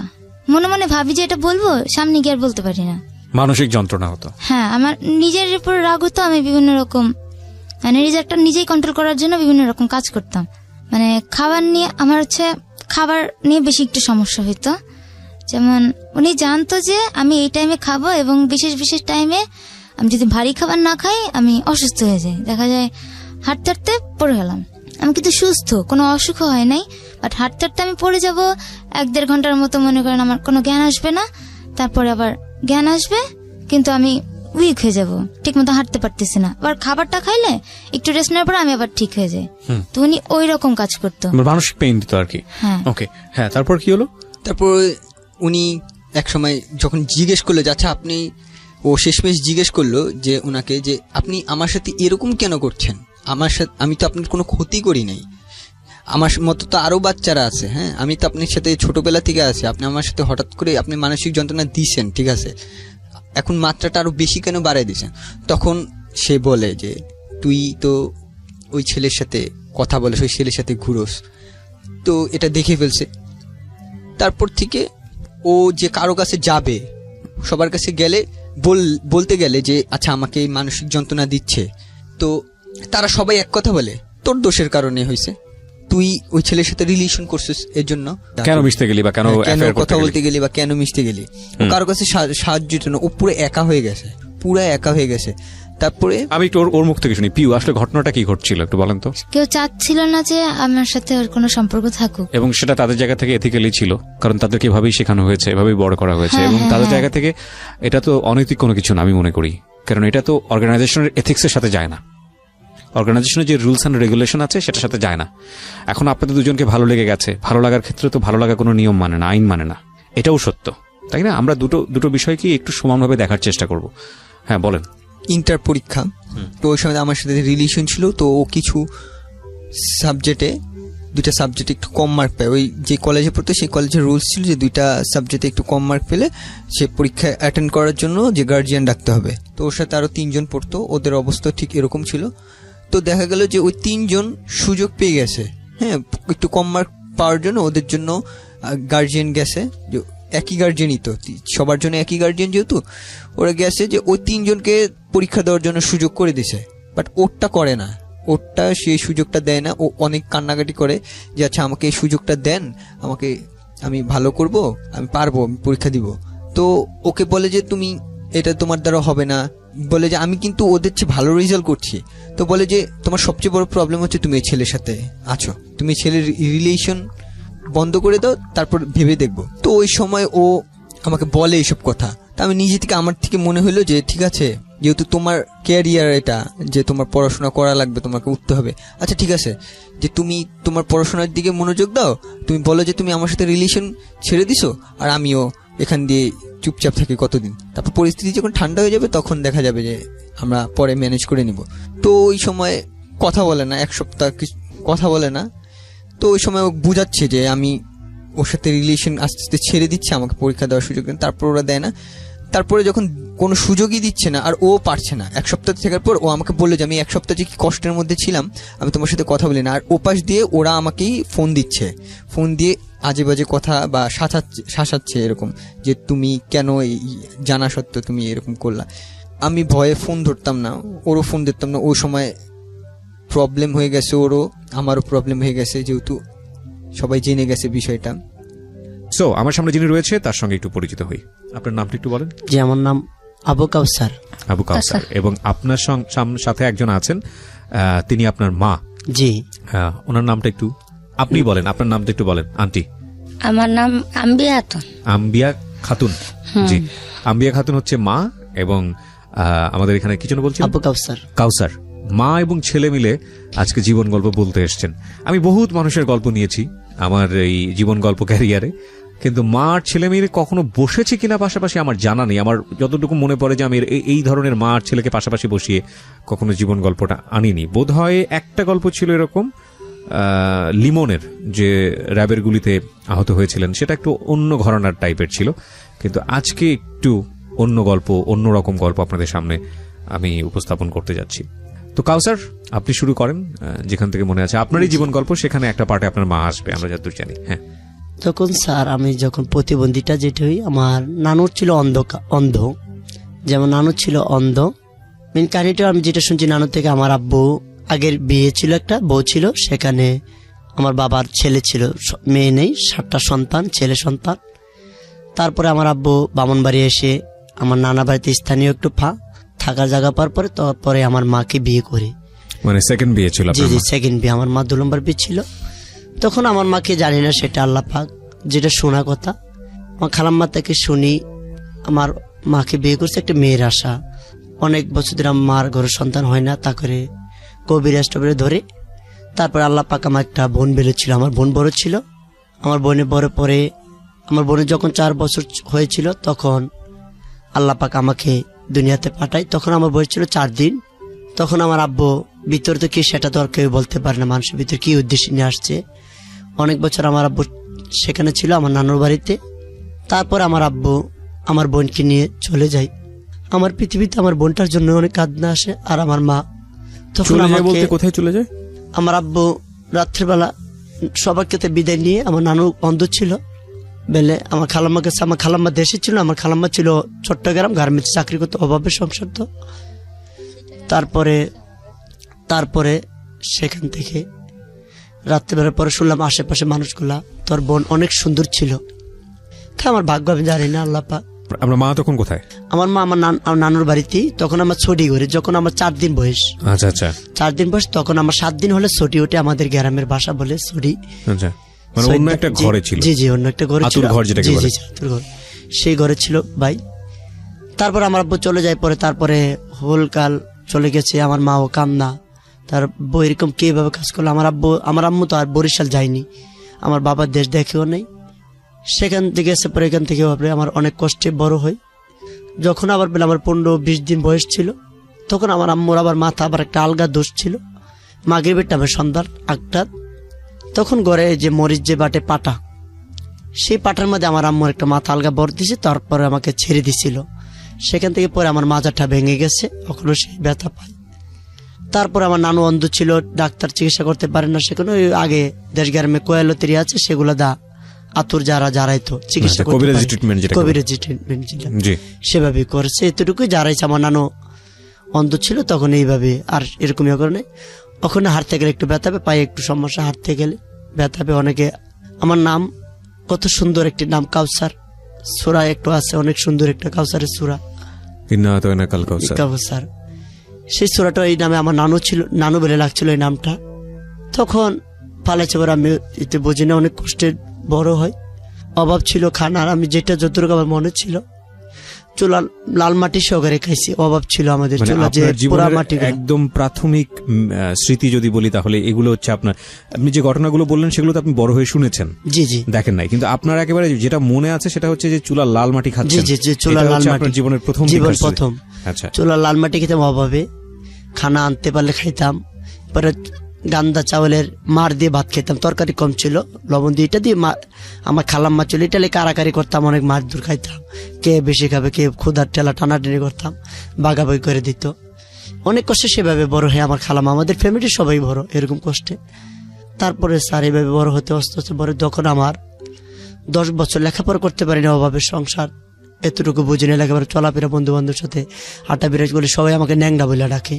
কি বলে ডাকতো? ন্যাংডা, আমার পায়ের ওই যে পায়ের সমস্যা ছিল জি। এই কারণে। জি, এটা মাঝে মাঝে স্যার নীরবে আমি আল্লাহর কাছে কাঁদতাম, আল্লাহ আমার পাটা এরকম বানাতে মনো মানুষের ক্ষেত্রে আমার ভাগ্য আছে। আবার মনে মনে নিতাম যেহেতু আমার পা ভাঙ্গা, অবশ্যই ন্যাংডাই ডাকবে না, কি ডাকবে, তাদের মনে মনে আনন্দ পা ডাকে, এই জন্য আর কিছু বলি না।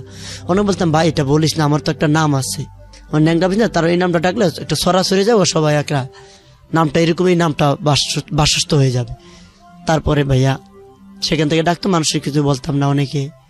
সেখান থেকে আমার লিডু FM থেকে কিছু কিছু গান শুনলে, সেখান থেকে আমার প্র্যাকটিস, গান শুনলে গান মুস্ত পড়তাম, গান আধুনিক গান, এগুলো বিভিন্ন গান গাইতাম, শুনে মুস্ত হলে সেভাবে হতো। যখন 11 বছর হয় তখন আমাদের অভাব সংসার চলতে পারতেছে না, তখন আমার খালাম্মা আমাকে বাসা বাড়ি দিয়ে বলি। সেখানে স্যার বলছিল বাসা বাড়ি ঝাড়ু দিতাম, 2 বেলা একটু বাজার টাজার করে আয়না দিতাম। সেখানে স্যার অনেক কষ্টে মনগুলো আসলে কান্দে আসছে। গেছি, পরে আমাদের দুজনকে খাবার দেই সেই মহিলা। আপনি 11 বছর বয়সে কি কোনো ধরনের লেখাপড়া করার সুযোগ হয়েছে? লেখাপড়ার সুযোগ করতে পারিনি, কোথাও কোনো লেখাপড়া না করার না সুযোগ না, পাননি? আচ্ছা। আর্থিক সমস্যা, খানা পানা। তো 11 বছর বয়সে আপনাকে কোথাও কাজের বাসা জন্য বাড়িতে দেওয়া হয়? কাজে দিয়ে ফেলি, বললাম মামা এখানে থাকা যাবে না, অবশ্য এখানে কষ্ট আমাদের, কোন পাবে। পরে ভাই কথা বলার পরে ওই যে লোক আমাদেরকে নিচ্ছিলাম আমরা বলছি ভাইয়া আমরা থাকবো না, আমরা চলে যাব। পরে ওরে এমন একটা মাথার ওয়ালের মধ্যে বাড়ি দিয়ে তার মাথাটা ফুলে যায়। তার আপনার মামা ছিল সম্পর্কে? যে সম্পর্কে মামা ছিল, আচ্ছা। তার নাম ছিল আলামিন। তার কান্না দেখে আমি কই না, আমি যাবো না, আমি ভয়ে আমি এখানে থাকতাম। তারপরে ওইখানে অনেক কষ্ট থেকে খানা দানের কষ্ট, এভাবে অত্যাচার মারধর করতো, খাবারের কষ্ট, খায় পেট ভরতো না।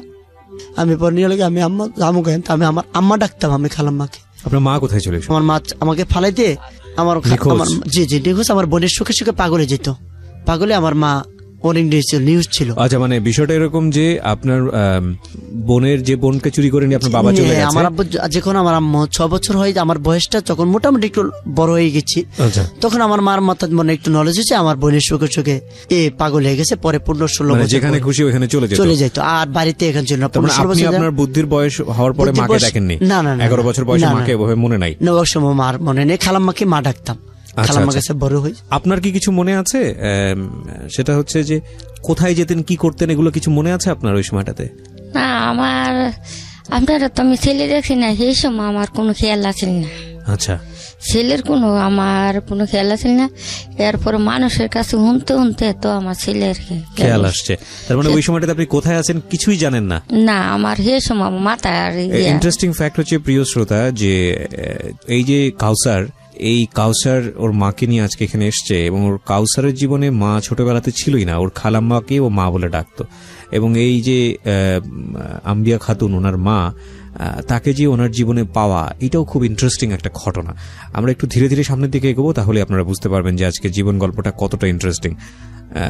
কাজের বাসায় ছিলেন আপনি 1 বছর, এবং ওখানে আপনাকে যেটা বলছেন যে খাবার দাবার এবং অনেক প্রচুর কষ্টে ছিলেন। খালাম্মারে মা ডাকতাম। খালাম্মা মোটামুটি আদর করছে ভালো, মার আদরটা মোটামুটি খালাম্মা দিচ্ছে, খালাম্মার তুলনা হয় না। সে লিন দিতেও পারবো না, মা তো মাই। খালাম্মার একটা ছেলে আসলো, খালা তবে আলামি লুপুন, দুজন আপন ভাইয়ের মতন বড় হয়েছিলাম।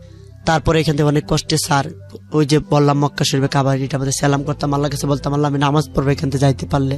মক্কা শরীফের কি কোনো ওই যে শোপিস? মদিনা শরীফের ইয়াগুলা, ছবির দৃশ্যগুলা ও আচ্ছা, ঘরের মধ্যে যেটা ঘরের ছিল। মধ্যে টাঙ্গানো ছিল, সেটা আমাদের সালাম করতাম।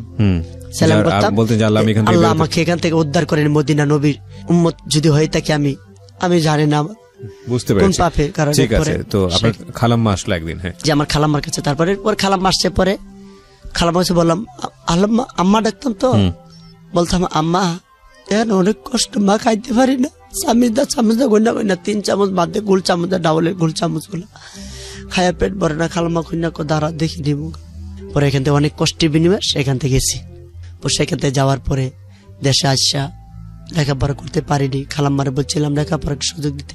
দেশে ছাগল আসলো, আমাদের ছাগল পারতো, ছাগল নিয়ে এসে ফোঁটা দিয়া চোখের মাঝে পাল লাগতাম, বৈশা বৈশা ছাগলের ঘাস খাওয়া বাড়িতে আসতাম, ঘোরাফেরা করতাম। লেখাপড়া করতে পারি নাই, লেখাপড়া বুঝিও নাই এতটুকু। বিরতি নেব এখানে। প্রিয় শ্রোতা, আপনারা শুনছেন জীবন গল্প। কাউসার এবং তার মা রয়েছে আজকে এখানে, এবং ছোট্ট একটা বিরতির পর আমরা তাদের জীবন গল্পে আবারও ফিরে আসছি। আর ইফাকে আপনাদেরকে মনে করিয়ে দিই, যারা এখানে জীবন গল্প শুনছেন তারা যদি মনে করেন যে আপনি এসে জীবন গল্প বলবেন, আপনার নিজের জীবনের গল্প, আমাদেরকে ফোন করবেন। আমাদের ফোন নম্বরটি হচ্ছে 09611904 আমি আবারও বলছি 09611904 ছোট্ট একটা বিরতি। চালাবেন, আমি আপনার পিছনে ধাক্কা দেবো, ব্রিজ গুলো তো আর উঠতে পারো না, আপনি আমার কিছু দিয়ে। কোন দুইজন? আমাদের পাশে একজন ভাই নুম মোহাম্মদ নাম। আচ্ছা, ওর সঙ্গে মিলে আপনি যুক্ত নেন। সঙ্গে মিলে রিক্সাগুলো পেছনে রিক্সা ঠেলবেন? হ্যাঁ, রিক্সা ঠেলবো।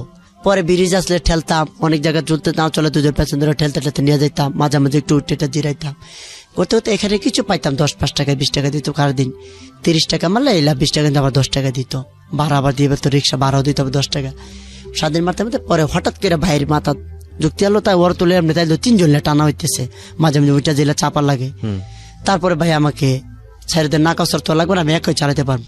পরে সেখানে আর ভাগ্য নাই, পরে সেখান থেকে কষ্ট করে স্যার তারপরে এখানে থাকতে পারি নাই। পরে খালাম্মার কাছে বড় হয়েছে। আমরা খালাম্মা আদর করতো, যে কোনো জিনিস খেলে আমার খালাম্মার একটা নীতি আবার কি, সবাইকে এক নিয়ম ভাবে ভাগ করতো, ছোট হার বড় হোক, তার ভাগ সে খাবে, তোমারটা তুমি খাবা। খালাম্মা অনেক কষ্ট বড় করছে। সেখান থেকে হওয়ার পরে আসলাম, সেটা গেল কাহিনী। তারপরে আমরা চট্টগ্রাম গ্যালাস চাকরি, স্যার এই হোটেলে পরিষ্কার করে স্যার অনেক মার খেতাম, কাম পেতাম। প্লেট ভেঙে গেলে বেতন দিত 600 টাকা বেতন ধরছিল, বেতন আর পাইতাম না, 4 মাস ফ্রি। প্লেট ভেঙে মারতো না, বেতনের ক্লিট করতো, কাটটা লাইতো। এই যে মাঝে মাঝে ম্যানেজারে 2 টাকা 1 টাকা দিত, এটি বকশিস। তারপরে স্যার এখানে অনেক ভালো কাস্টমার আসলে খেয়াল রাখতাম কোন স্যারে টাকা দিয়ে বকশিস দে। স্যার গ্লাসটা সুন্দর করে ধুয়ে প্লেট দিয়ে 4 পিস দিয়ে ঘুরিয়ে একটু পরিষ্কার ভাবে দিতাম, যেন খেয়ে যেন ওইটা পরিষ্কার দেখে আমাকে 2-1 টাকা দে বকশিস। কেউ 1 টাকা, কেউ 2 টাকা দিত। সেই টাকাগুলো আমরা একটু জমাইতে পারতাম স্যার। সেই টাকাগুলো একটু খালাম্মার কাছে দিতাম, এটা দিয়ে চলতো। এভাবে করতে হতে হঠাৎ করে এক কাস্টমারের প্রেমিকা নিয়ে মনে বসছিল, মানি ব্যাগটা লাগার সময় মানিকটা পরে গেছিল, ওর প্রেমিকের মনে ভিলতেছিল, পরে গেছে ফেলে। পরে যাওয়ার তো সময় আমার খেয়াল আছে কাস্টমারটা। পরে সেখানে স্যার মানি ব্যাগটা পাইয়া আমার উস্তাদ দিয়ে বলতাম যে উস্তাদ এরকম কি মানি ব্যাগটা পাই, সেখানে অনেকগুলো টাকাও স্যার। কয়টা? তাহলে লাখ, আমার কাছে দিলাম, দুজনে ভাগ করে নেবো। আমি এটা কি অসম্ভব।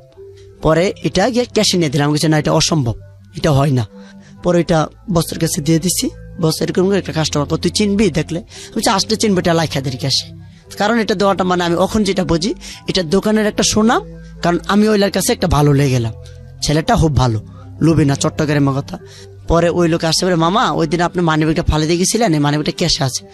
পরে এলা নিয়া আমাকে যে 2 টাকা বান্ডেল একটা ছিল, 1-1.5 মতন হবে, সেই বান্ডেলটা আমাকে দিয়া পরে বলছে সেটা হতে তোর আরে এই মল্লা যদি কোনো অধ্যে না আরো জানাবি দে, তোর কোনো সময় দিল না। পরে এখানে বেগিন অনেকটি আসলে তুই আর নলাই দেখা কি মামা গরিব হইতে পারি দে, আর চুরি হতে মানে আল্লাহ দেওয়ার মালিক। পরে এই কথা হইতাম দে। পরে কইছে পারে মামারে, পরে অনেক আমাকে আদর করতো, সবসময় আসলে সবসময় 5 টাকা 10 টাকা দিত, ওই একটা মহাব্বত স্যার।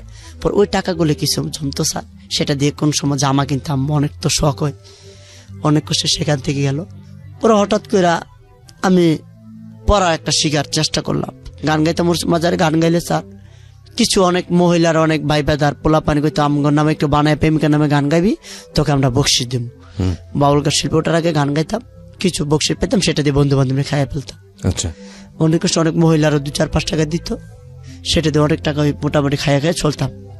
ওখানে বুঝছি আবার অনেক আপনার মতন স্যার 2 জন ভাই ছিল, ওইখানে একটা নাটক ছিল। এখন তো মেয়েদেরকে পাওয়া যায়, ওখানে মেয়ে ছিল না, পুরুষকে দিয়ে মেয়ে সাজাইতো। ওই যাত্রার মধ্যে মাঝে মাঝে একটা গান গাইতাম। সেই যাত্রা থেকে 2টা বই পেয়েছিলাম পুরস্কার। আমি বই তো আর পড়তে পারি না, সেই বইটা আমাদের বাড়ির পাশার সর্দার ছেলে জুয়েল ভাই, সেই বাড়ির কাছে বিক্রি করে দিতাম, 30 টাকা দিচ্ছিল।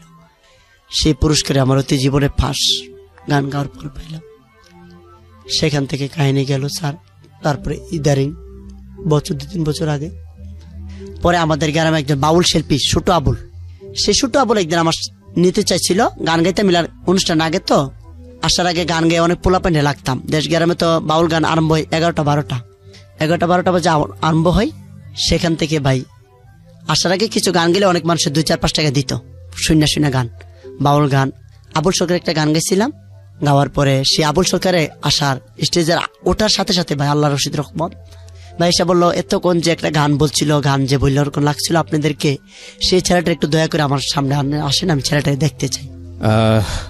ছোট ছোট বিষয় যেগুলো হয়তো আমার জায়গা থেকে বা যারা শুনছেন তাদের অনেকেরই জীবনের জায়গা থেকে, 2 মুঠো ভাত কিংবা হোটেলে এই 2 টাকা কিংবা ওর এই টুকটাক গান পাড়া কিংবা ওই ছোট বাচ্চাদের কাছ থেকে অ আ ক খ শেখা, এগুলো হয়তো আপনার জীবনের জায়গা থেকে কোনো ঘটনাই না, কিন্তু ওর সার্কামস্ট্যান্সেস থেকে, ওর পরিবার বা ওর পরিবেশ থেকে এগুলো ওর জীবনে ভয়াবহতম ঘটনা, মনে দাগ কাটার মতো ঘটনা। কি অদ্ভুত জীবন মানুষের, তাই না?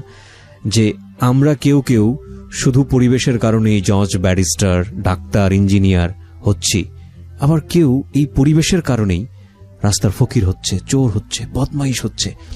কেউ এই পরিবেশের কারণেই শুধু দুবেলা খেতে পারে না, এইরকম জীবন যাপন করছে। অদ্ভুত। প্রত্যেকটা মানুষই কিন্তু সম্ভাবনাময়। এই ছেলেটাকে যদি প্রপার পরিবেশে বড় করা যেত, তাহলে এই ছেলেটা না জানি কোন জায়গায় যেত, না জানি সমাজের কত বড় অ্যাসেট হতে পারত। হায়রে মানুষ, সবচাইতে বড় সম্পদ, অথচ পরিবেশের কারণে সে কতটা পিছিয়ে থাকে। চিন্তা করে দেখুন, আমাদের দেশের মানুষ কত কোটি, 17 কোটি মানুষ আমরা বলি, খুব ছোট্ট একটা দেশ। এই 17 কোটি মানুষই যদি শিক্ষায় শিক্ষিত হয়, এই 17 কোটি মানুষই যদি বেটার লাইফ লিড করে, 17 কোটি মানুষের যদি কেউ বেকার না থাকে, 17 কোটি মানুষের প্রত্যেকটা মানুষই যদি কর্মক্ষম হয়, এই ছোট্ট একটা দেশ, এই দেশটা কোথায় চলে যাবে?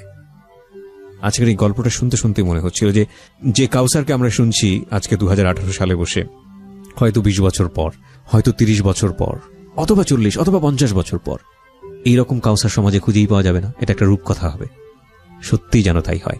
তারপর সেখান থেকে গেছে শেষ, তার ভাগ্য নেই। আর আমাদের আরেক মাজারে তখন গান গাইতাম। 3 দিন ওর ছিল, 5 দিন ছিল, জি 3 দিন পর্যন্ত গান গাইছিলাম আমি। গলা এরকম ভাঙছে। শেফালি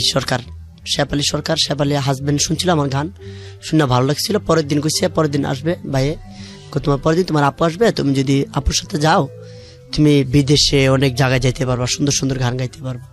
পরে আমি ঘুমের দান্দা 3 দিন উজাগর স্যার, ভাগ্য অনেক অফার ছিল, আমার ভাগ্য মনে নেই। তারপরে বাড়িকে বললাম আচ্ছা ভাই ঠিক আছে, তখন তোমার আপু আসলে আমি তোমাকে বলবো না, হয়েছে তোমার আপুকে বলবো। পরে আমি ঘুমাইছিলাম বন্ধু বান্ধবের মাঝে। পরে আপা বলে অনেক ডাক ছিল, কয়েকটা বাচ্চার একটা ছেলে একটা গান গাইতো, ওই ছেলেটাকে একটু দেখান। ঘুমের দান্দার তো স্যার 3 দিন তো ওটা আর আগ্রহ করে যায়নি। যদি যেতাম ওইখানে একটু অফার লাগবে, আচ্ছা তা গেছে, ভাগ্য নেই। আমি একটা প্রতিভা নিলাম, অনেক ক্যাম্পাচাররা রাস্তায় গান গা, আল্লাহ যদি দেয়, অনেকে তো দয়াবান ব্যক্তি আছে রাস্তায়, কারো ছেলে কখনো হয় যায়।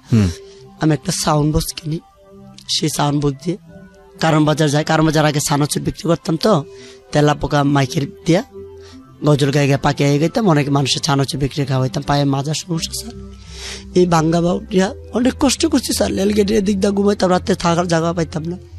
ঘুমার পরে শরীরে একটা কাজ করে কিছু টাকা জমা সাউন্ড বক্স দিয়া সেই মাইকটাতে সানাচুর বেচার পরে গিয়ে সেই সাউন্ড বক্সের মেধাবিদ্যা নিলাম।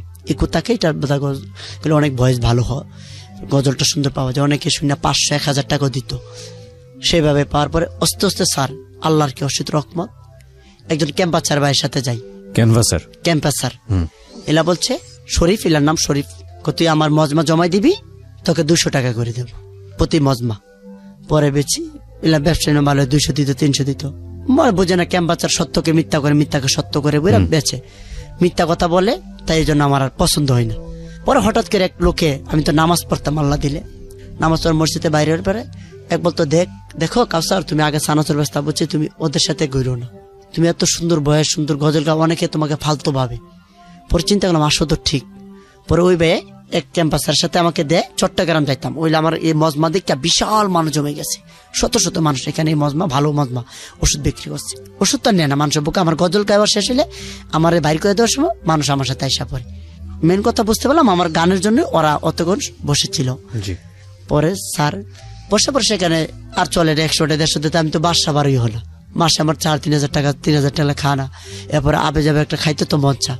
মামা আমি আপনার সাথে আর কাজ করবো না। কারণ বাজার 100 টেলিভিশনের সামনে একটা লাল বিল্ডিং ছিল, সেই বিল্ডিং এর সামনে গাওয়ার পরে স্যার আল্লাহর কি রশিদ রাখবো স্যার, গজল গাওয়ার পর অনেক মানুষের জমতো, জোড়া হয়ে গেছে।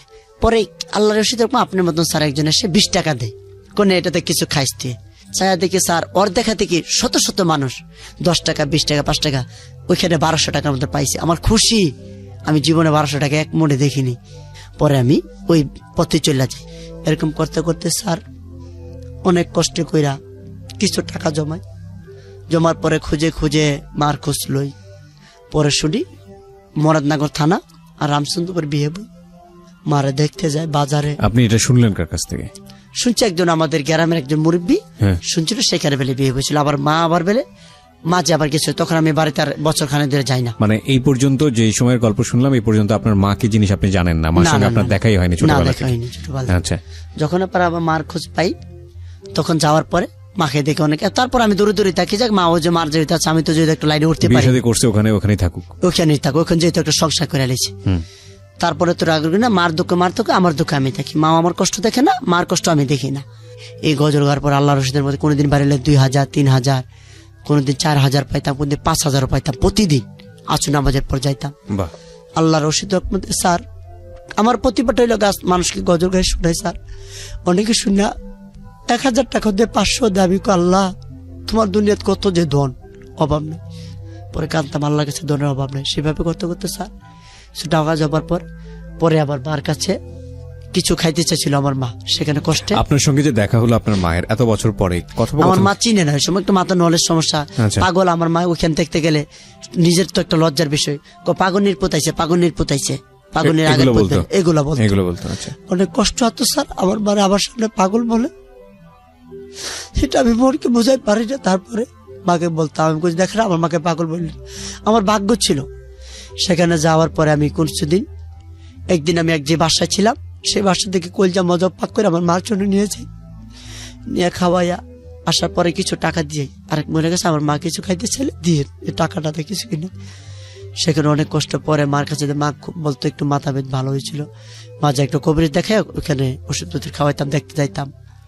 সেখানে আমার মা আমার হত্যাটি আল্লাহর কি অসীম রহমত, বাবারে তোরা আদর দিতে পারি নাই সন্তান। পরে আমি, মা তুমি দোয়া করে, আমার ভাগ্যে নাই। আমার সবসাথে কষ্ট মাঝে মাঝে বোনের কথা মনে হওয়া, মানুষের সাথে শুনে আমার বোন অনেক সুন্দর ছিল। স্যার আমার একটু কষ্ট, আমার বোনটা যদি পাইতাম। আমার বোনটার নাম ছিল এসমিন। আমার বোন নিয়ে গেছিল, অনেক শুনছিলাম আমার বোন পালকে দিছে না মরেছে, সেটা আল্লাহ পাক রাব্বুল আলামিনই জানে। জানি না কোথায় আছে আমার বোন। এসমিন নামে ছিল, সুন্দর ছিল। আমার আব্বার নাম ছিল বাদশা মিয়া। সে বোনের জন্য অনেক কান্দি, নামাজ পড়ে সেই টাকা জমা একটা বিয়ে করি। এই ধারে 1 বছর হয় বিয়ে করলেন? বিয়ে করলাম মার মার কথা পরামর্শ। শুনে বিয়ে করে। তারপরে আমার মাকে নিয়ে ঢাকা শহরে আসছি। ঢাকা শহরে আসে মাকে চিকিৎসা যতটুকু পারি করতেছি। মার প্রেশার বাড়তি, মাঝে মাঝে চিন্তা করি আল্লাহ যেন কবে যেন আমার মাকে নিয়ে যায়। আমি বাংলাদেশের মানুষের কাছে একটি কথা বলি, মার সেবা যেন করো, মার মতো তুলনা হয় না অনেকে। আপনার বয়স কত এখন? 26 বছর হয়। আপনার মার সঙ্গে দেখা হয়েছে ক বছর?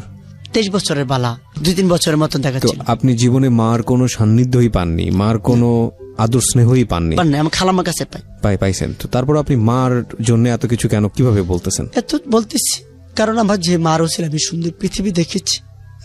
আবার যেটা শুনলাম আমার মা তো আমার বোনের সুখে সুখে গেছে, সে তো আমার কষ্ট না, একটা সন্তানের ব্যথা।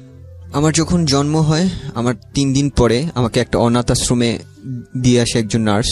আমি যে হসপিটালে জন্মগ্রহণ করেছি, আমার জন্মগ্রহণের পরে আমার মা মারা যায়।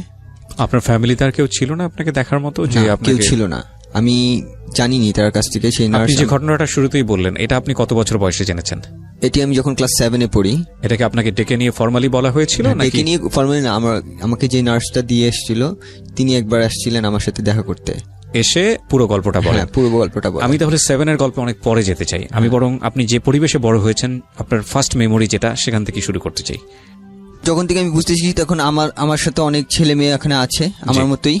আমাদের দেখাশোনার জন্য একজন মা আছে, তিনি আমাদের খুবই ভালোবাসতেন, আদর করতেন।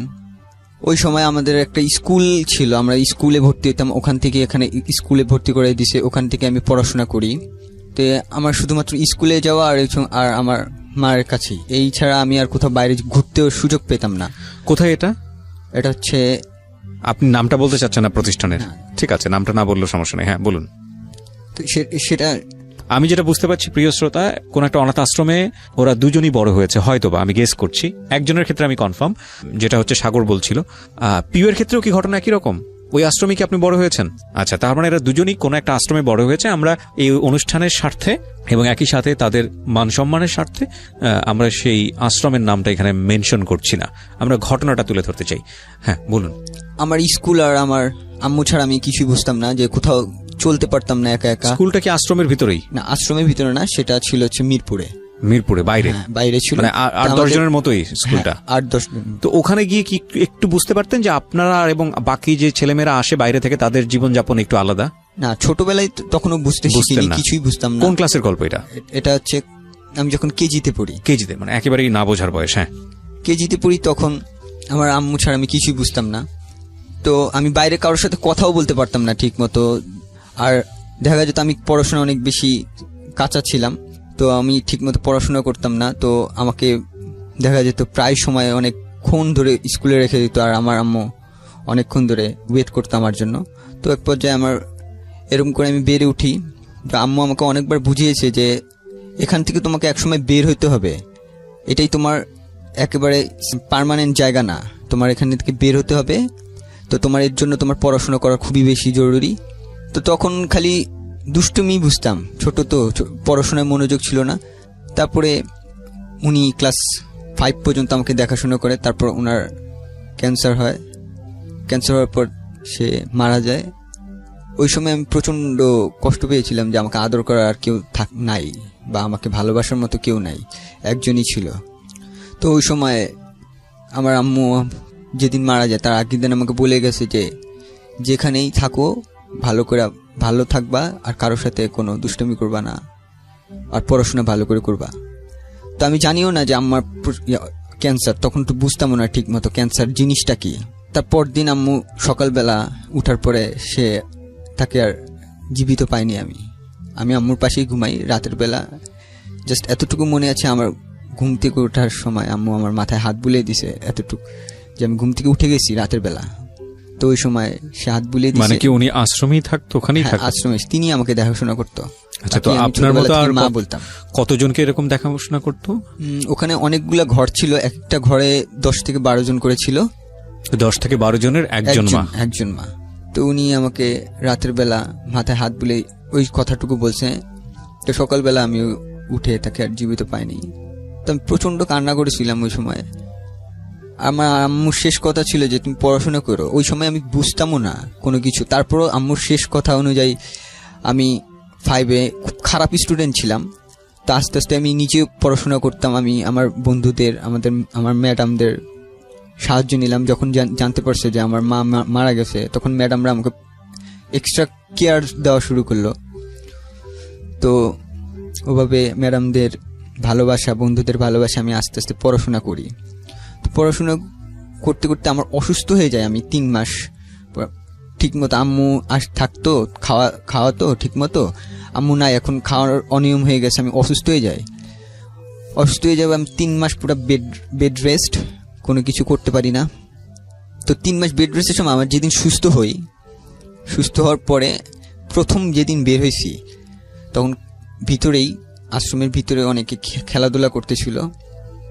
তো খেলাধুলার সময় আমার অসুস্থ শরীর, আমি ঘুম থেকে উঠছি, ওখানে যে দাঁড়িয়েছি, তো একটা তার যে কাপড় নাড়ে, যে তার আগে জিআই তার ছিল যেটা, সে তারটা সে আমার চোখের মধ্যে লাগে, বাম চোখে। হ্যাঁ, বাম চোখে। কেউ একজন খেলছিল, সেই চোখে লাগে।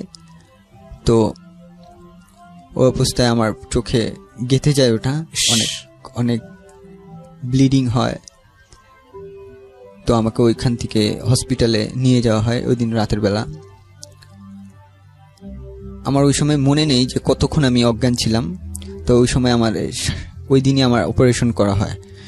এটা হচ্ছে ধানমন্ডিতে অপারেশন করা হয়। তো ওখানে আমাদের নতুন একটা লেন্স লাগানো হয়। আমি ওই সময় দেখতে পেতাম। আমার ওষুধ কন্টিনিউ করতে বলতো, ওষুধ কন্টিনিউ করতাম। আমি এমনিতে 3 মাস অসুস্থ হয়ে গেলাম। আমি আরো 6 মাস বেড রেস্ট। আমার পড়াশোনার হলো না ওই বছর। আমাকে আর পড়াশোনা করার জন্য বললো না। আমি স্কুলে যেতে পারি না, পুরো 1 বছর আমি বেড রেস্ট। তো ওই সময় আমি বাসায় পুরো বেড রেস্ট যেহেতু, আমাকে খালি বই পড়তাম, এভাবে করে বই পড়তে তো পরের যখন আমার চোখ একটু দেখতে পাই, ওই অবস্থায় আমার চশমা দিল। চশমা পরে আমি চলতেছি, ঠিকমতো কমফোর্টেবল না, আমি ঠিকমতো দেখতে পাচ্ছি না 2 চোখেই। আমি জানালাম ভিতরে যে আমার এই চোখে ভালো করে দেখা যাচ্ছে না, 2 চোখের আমি ঝাপসা দেখতেছি। তো তারা আবার একটা ডাক্তার দেখায়, তারা আরেকটা অপারেশন করে পরে আমি আমার ডান চোখটাতে পুরোপুরি দেখতে পাই এবং বাম চোখটা একেবারেই নষ্ট হয়ে যায়, ড্যামেজ। মানে এটা কখনোই ভালো হবে না। তারা ডাক্তার বলছিল যে তার 2 চোখের 1 চোখ ঠিক হবে। আমরা যদি 2 চোখে বাঁচাতে চাই, তাহলে দেখা যাবে একটা সময় সে 2 চোখেই দেখতে পারবে না। ওকে। সো ডাক্তাররা এইভাবে তাদের বলে। তো তারা বলে যে আচ্ছা ঠিক আছে, ছেলের যেহেতু একটা চোখে প্রবলেম হয়েছে, তো আরেকটা চোখ যাতে ঠিক মতো থেকে যায়, সেই জন্য একটা চোখ বাঁচিয়ে দেয়। তো আমি আবার নতুন করে 5-এ ভর্তি হই। তো নতুন করে 5-এ ভর্তি হওয়ার পরে যে আমি ম্যাডামদের অনেক ভালোবাসলাম, যে কি পড়াইছে এরকম করে হেল্প করতো, আমার জন্য এক্সট্রা কেয়ার, আমার জন্য এক্সট্রা স্কুল। মানে আমি অনেক সময় আমি স্কুলে যেতে পারতাম না, স্কুলে ম্যাডামরা এসে আমাকে দেখাই দিত পড়াটা, আমার আশ্রমে এসে দেখা দিত যে এটা পড়বা, এটা পরীক্ষায় দিয়েছে। আমি শুধুমাত্র পরীক্ষায় অ্যাটেন্ড করতাম, এরপর পড়তাম না, কারণ আমার ধুলাবালি সহ্য হইতো না। ডাক্তার টোটালি নিষেধ করে দিয়েছে যে ধুলাবালিতে যেতে না। তো আমিও যেতাম না, আমার স্কুলেও যাওয়া বন্ধ। তো ওভাবে আমার ম্যাডাম এসে করে দিত। তো আমি যখন আমার প্রথম 2টা রেজাল্ট মোটামুটি হয়, তো আমি ম্যাডামদের কাছে আবদার করি, ম্যাডাম যে আমার বৃত্তি পরীক্ষা দিব, 5-এ বৃত্তি পরীক্ষা দিব।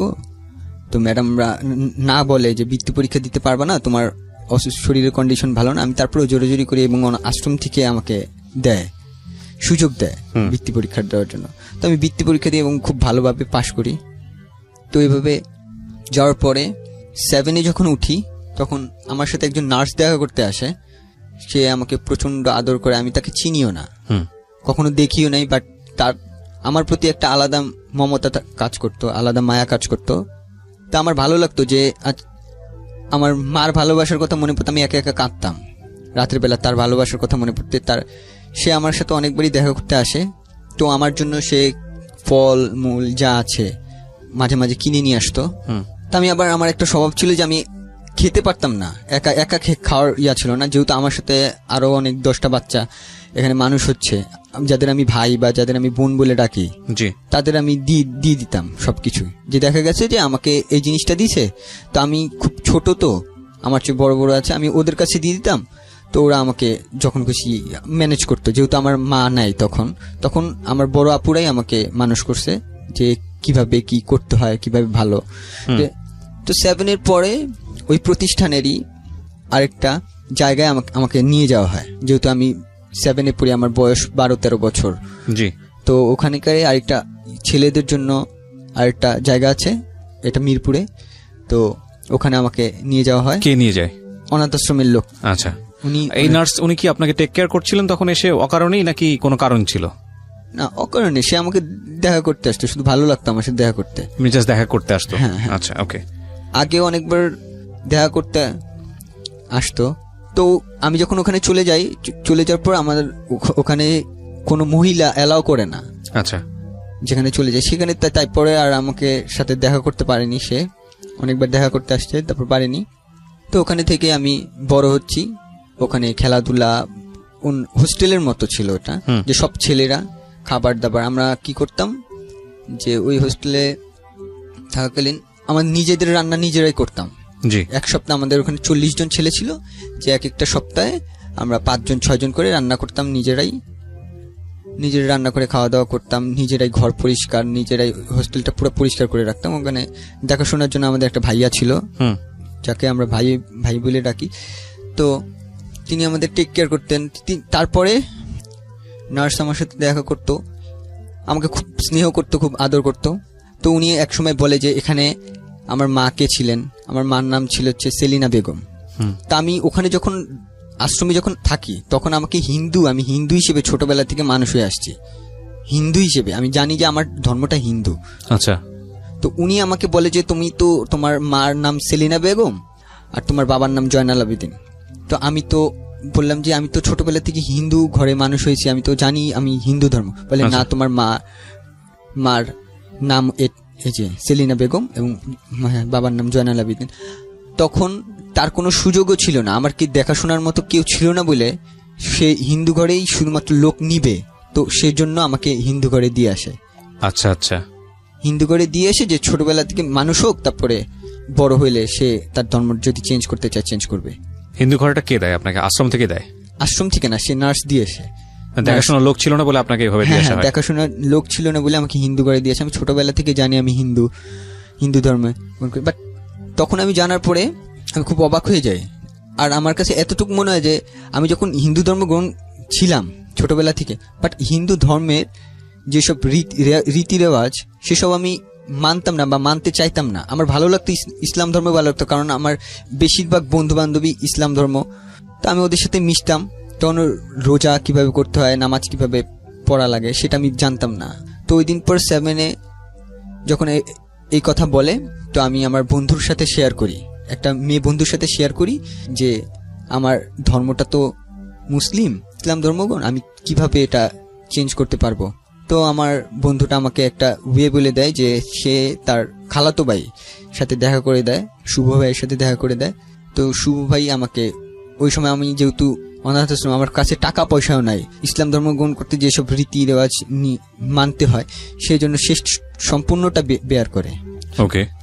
তারপরে আমি টোটালি আমি তার মাধ্যমে ইসলাম ধর্ম গ্রহণ করি এবং ইসলাম ধর্মে যেসব রীতি রেওয়াজ সেসব পালন করা শুরু করি। আপনাকে যখন এসে এই ভদ্র মহিলা বললেন যে আপনার মা এটা ছিলেন, আপনার বাবা অমুক ছিলেন, তো আপনি আর কি জানতে পারলেন? তাদের বাড়ি কোথায়, কেন সেখান থেকে আপনাকে আশ্রমে দেওয়া হলো, কি জানতে পারলেন আসলে? আমার নার্স এতটুকু বলল যে আমার শুধুমাত্র মা আসছিল হসপিটালে, আমার মাকে দেখাশোনার মতো কেউ ছিল না, কেউ আসেনি, মা নিজে আসছে। আমি যখন পেটে ছিলাম তখন নিজে আসছে, তো অনেক খারাপ কন্ডিশনে আসছে। তো আমাকে শুধুমাত্র ডেলিভারি করার পরে তিনি আর বাঁচিনি, তাই ঠিক মতো জানতে পারিনি আমার সম্পর্কে। তো ডেলিভারি করার আগে নিশ্চয়ই ডাটা এন্ট্রি করা হয় সেখানে, হ্যাঁ, বাবাকে, বাড়ি কোথায় সেগুলো। বাড়ি বলা হয়েছিল চাঁদপুর, আচ্ছা, এতটুকুই বলা হয়েছে চাঁদপুর, কুমিল্লা থেকে আসছে। কি করে বাবা? বাবা কি করে আমাকে সে জানায়নি, যে ঠিক মতো বলেনি। ওনার সঙ্গে কি আপনার এখনো যোগাযোগ আছে? না, নার্সের সঙ্গে? তার সাথে যোগাযোগ নাই। সে 2012 সালে মৃত্যুবরণ করে। নিজেই ডিসিশন নিলাম। তো দেখা গেছে যে আমার এতটুকু মনে হলো, যেহেতু আমি এতিম, আমাকে নিজে বড় কাজ করে খাইতে হবে, তো আমি যদি জেনারেল লাইনে পড়ি তাহলে আমার পড়ার সময়টা অনেক বেশি হয়ে যায়। আমি যদি কারিগরি লাইনে পড়ি তাহলে আমি অল্পতে কোনো পড়াশোনা শেষ করে আমি কাজ করতে পারবো। তো আমি কারিগরি লাইনে চলে যাই, আমি নরসিংদীতে ভর্তি হই। নরসিংদীতে ভর্তি হওয়ার পর টোটালি আমি ওখান থেকে তো প্রথম সেমিস্টার ক্লাস করি নেই, আমি ঢাকায় চলে আসতাম। ঢাকায় চলে আসি স্কুলে, ও যে আমার পাপিয়া যে স্কুলে পড়তো সেই স্কুলে আসতাম ওকে দেখার জন্য। প্রথম সেমিস্টারটা এভাবেই গেল। প্রথম সেমিস্টার খুব খারাপ হয়ে যায়, আমার রেজাল্ট সবচেয়ে লো রেজাল্ট হয়। তো এরপর থেকে আমাকে ওখান থেকে বের করে দিবে, যে ইয়াতে আমার রেজাল্টটা খুব খারাপ ছিল বলে বের করে দিবে। পড়াশোনা করো না তুমি, থাকা থেকে লাভ কি, ইঞ্জিনিয়ারিং কোর্স, পড়াশোনা না করলে চলবে না, এবং অনেক করে বকাঝকা করে। তো আমি আর যাইতে পারি না ওকে দেখার জন্য। তো পরে সেকেন্ড সেমিস্টার থেকে আমি, ওরই এক বন্ধু ছিল, ছেলে বন্ধু, যে আমাকে ভাইয়া বলে ডাকতো, তার সাথে আমার কথা হয়। ঠিক আছে, ফেসবুকে নক করি, যে সবার কথাই জিজ্ঞেস করি, আমি ইনডাইরেক্টলি ভাবে ওর কথা জিজ্ঞেস করি সব সময়, যে তোদের ব্যাচের কে সবচেয়ে ভালো স্টুডেন্ট। সবাই বলে যে পাপিয়া ভালো স্টুডেন্ট। আমি বলছি তুই পাপিয়ার মতো পড়াশোনা করিস না কিছু, যে পাপিয়াকে দেখছি যে তোর চেয়ে একটু বোকাশোকা আছে, সহজ সরল, ও কিছু বুঝে না, তুই তো চালাক আছিস, তুই ঠিক মতো পড়াশোনা কর। এভাবে করে আমি প্রত্যেক দিন খোঁজ খবর নিতাম। তো ওখানে পড়াশোনা করতেছি, ওর পাপিয়ার এসএসসি পরীক্ষা তখন শেষ হয়ে যায়। ও তখন ভিতরেই অনাথ আশ্রমে যে কিছু বাচ্চারে পড়াশোনা করায়। তো পড়াশোনা করে পড়ে, যেহেতু কোনো টিচার রাখেনি বাচ্চাদের পড়াশোনার জন্য, যেহেতু ওকে দিয়ে পড়াচ্ছে, তো ওখান থেকে কিছু টাকা পায়। তো ওখান থেকে একটা ও মোবাইল কিনে এবং সিম কিনে। তো আমি তখন জানতাম না যে ও মোবাইল সিম কিনছে। তখন একদিন ফেসবুকে কথা বলতে বলতে জিজ্ঞেস করলাম ওর বন্ধুকে, যে কি রে, তোর পাপিয়ার সাথে কথা হয় কিনা? তো বলে হ্যাঁ, কথা হয় তো মোবাইলে। আমি ওর মোবাইল নাম্বারটা আছে? হ্যাঁ আছে। আমি তুই দিতে পারবি? তো অনেক বারণ করে যে না, এটা দেওয়া যাবে না, এই সমস্যা আছে, সেই সমস্যা দেখায়। আমি তারপর অনেক ম্যানেজ করে নাম্বারটা নেই পাপিয়ার। তো পাপিয়ার নাম্বার আমি নেওয়ার পরে আমি ওকে ফোন দিতে পারছি না, ভয় পাচ্ছি যে ও আমার ফোনটা ধরবে কিনা, বা ধরলে বলে দিবে। কারণ ওখানে একটা নিয়ম ছিল যে ভিতরে কোনো ছেলে বা মেয়ে কখনো রিলেশন করতে পারবে না। তুমি বাইরে রিলেশন করো তাতে প্রবলেম নাই তাদের, বাট ভিতরে কোনো মেয়ে বা ছেলে রিলেশন করতে পারবে না। সেজন্য আমি ওকে ভয় পাইতাম যে ওকে কিরকম আমি প্রথম কথা বলবো ওর সাথে, ও যদি পরে ভিতরে বলে দেয়, যারা দেখাশোনা করে তাই বলে দেয়, তাহলে তো আমার প্রবলেম হয়ে যাবে। আমাকে তো এখনো ওখান থেকে হেল্প করছে, তো প্রবলেম। আমি ফোন দিই না, অনেকদিন ধরে নাম্বার রেখে দিয়েছি। তো একদিন কিছু না ভেবে ফোন দিলাম, আননোন নাম্বারে ফোন দিলাম। এভাবে কিছুক্ষণ কথা বললাম, ওর দেখে আমার সাথে খুব ভালোভাবে কথা বললো। তারপর আমি আবার বন্ধ করে দিয়ে দিলাম। নিজেকেই বুঝলাম যে না, এটা ঠিক না, এটা মনে হয় আমি ভুল করছি।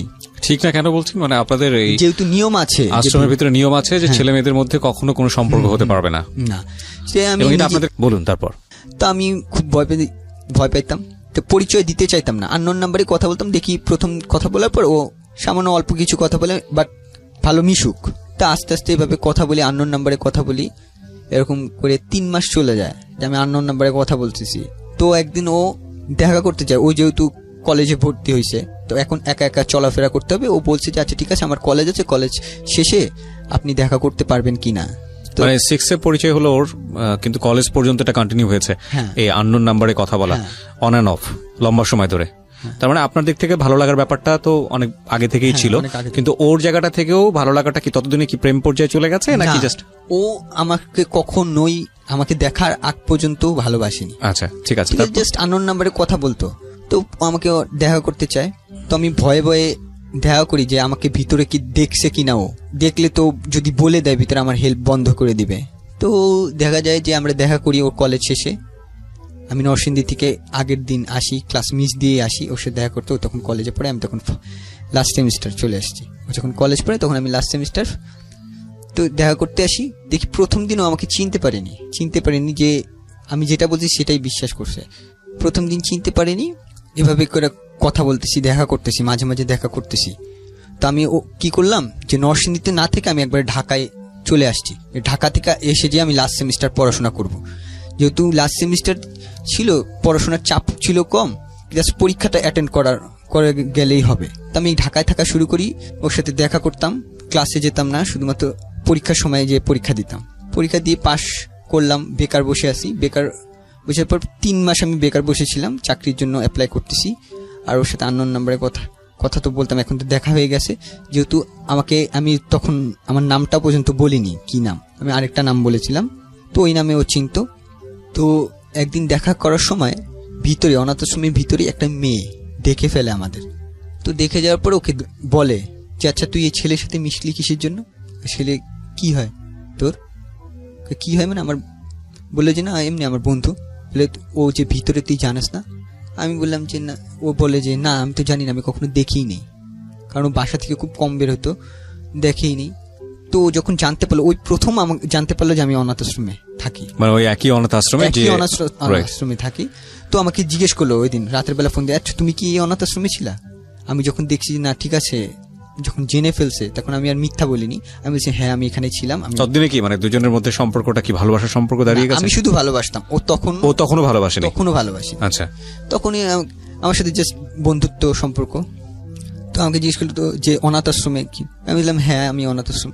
তো তখন কি করলো যে কথা বলাটা প্রায় ছেড়েই দিবে এই অবস্থা, যে ঠিক আছে যেহেতু এত প্রবলেম দেখে ফেলছে, যে তুমি আমাকে আগে বলো না, তুমি আমার সাথে মিথ্যা কথা বলছো, ছেড়ে দিবে।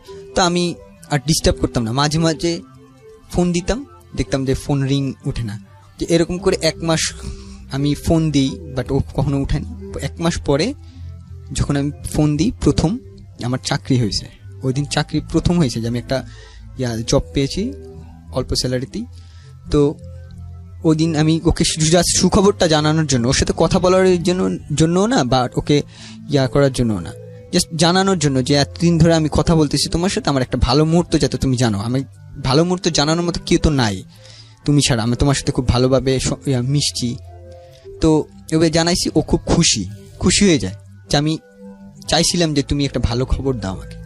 তো ওই সময় ও যার কাছে ছিল, ওখানকার একটা বড় আপুর সাথে ওর একটু ঝামেলা হয়। তো মনোমালিন্য হওয়ার পরে যাকে ও মা বলতো, তো তার সাথে একটু খারাপ আচরণ হয়ে যায়। তো নানাভাবে ওকে টর্চার করতো। ওকে তো শারীরিক টর্চার করার মতো ছিল না, শারীরিক টর্চার করা যেত না, তো ওকে মানসিকভাবে নানা রকম টর্চার। ওখানে একদম নিষেধ আছে শারীরিক টর্চার করা? শারীরিক টর্চার নিষেধ নাই, ওর কন্ডিশনটাই এরকম যে ওকে যদি একটা আঘাত করে, যে সেই আঘাতের দাগ অনেক দিন থাকবে এবং অনেক অসুস্থ হয়ে যায়। সেজন্য ওকে ছোটবেলা থেকে যেহেতু ওকে মানুষ করছে, তো সেহেতু সে শারীরিক টর্চারটা করতো না, মানসিক টর্চার করতো। যেমন হচ্ছে মনে করো প্রচুর পরিশ্রম করাচ্ছে, যেই কাজটা ওর দ্বারা হবে না সেই কাজটা করাচ্ছে, ও করছেও, কিন্তু কখনো না বলেনি ও করছে, বাট ওকে ঠিক মতো খাবার দিচ্ছে না বলতে যে ওর যেসব খেলে ওর অ্যালার্জি হয়, যেসব খেলে খেতে পারে না, সেই সব জিনিস ওকে বেশি করে দিচ্ছে। যে আবার কখনো দেখা গেছে যে 9টার সময় খাবার খাওয়ার সময়, যে 9টার সময়ও আসছে, এসে শুনে যে খাবার শেষ হয়ে গেছে। তো এভাবে আমাকে বলতো যে এই কথাগুলা। তখন ওই 1 মাস পরে যখন আমি অফিস চাকরি পেলাম, তখন বলা হলো। তো আমি বললাম আচ্ছা ঠিক আছে, যেহেতু তোমার এই প্রবলেম হচ্ছে, তুমি আমার সাথে আসো, আমি তো এখানেই থাকি, একসাথেই থাকি, তুমি আমার সাথে বন্ধুত্ব সম্পর্কে রাখো। তো জাস্ট বন্ধুত্ব হিসেবে আমার সাথে দেখা করতে আসো। আমি যেহেতু ওকে খাবার কষ্ট হচ্ছে, তা আমি তখন টিউশনি করা শুরু করছি এবং চাকরিও করি, টিউশনি করি। তো টিউশনির টাকা পাওয়ার পরে আমরা দুজন দুপুরবেলা লাঞ্চ করতাম, একসাথেই লাঞ্চ করতাম। যে আমার লাঞ্চ ব্রেক দিত, অফিসে ছুটি দিত, লাঞ্চ ব্রেক করতাম। আমার অফিসটা কলেজটা একসাথেই ছিল, যেহেতু কাছাকাছি ছিল। তো আমি যেতাম, যে আমরা লাঞ্চ করতাম। ও আমাকে বলতো যে আমি জানি যে এটার পরে আমি পরবর্তী তার খাবার আদৌ কি পাবো কিনা সেটা জানি না। তো আমি কি করতাম, প্রত্যেকদিন দুপুরবেলা লাঞ্চ করতাম আমরা দুইজন একসাথে।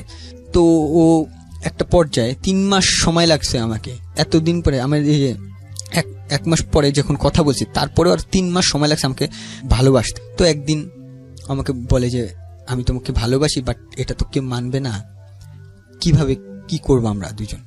তো আমি তখন বলি যে আচ্ছা ঠিক আছে, মানবে কি মানবে না তখন দেখা যাবে পরে, তুমি একটা কাজ করো, আমার সাথে এরপর যখন দেখা করতে আসবা তখন মাস্ক পরে আসবা যাতে আমাদের কেউ না চিনতে পারে। তো ও যখন আমার সাথে দেখা করতে আসতো, তখন ও মাস্ক পরতো, আমিও মাস্ক পরতাম।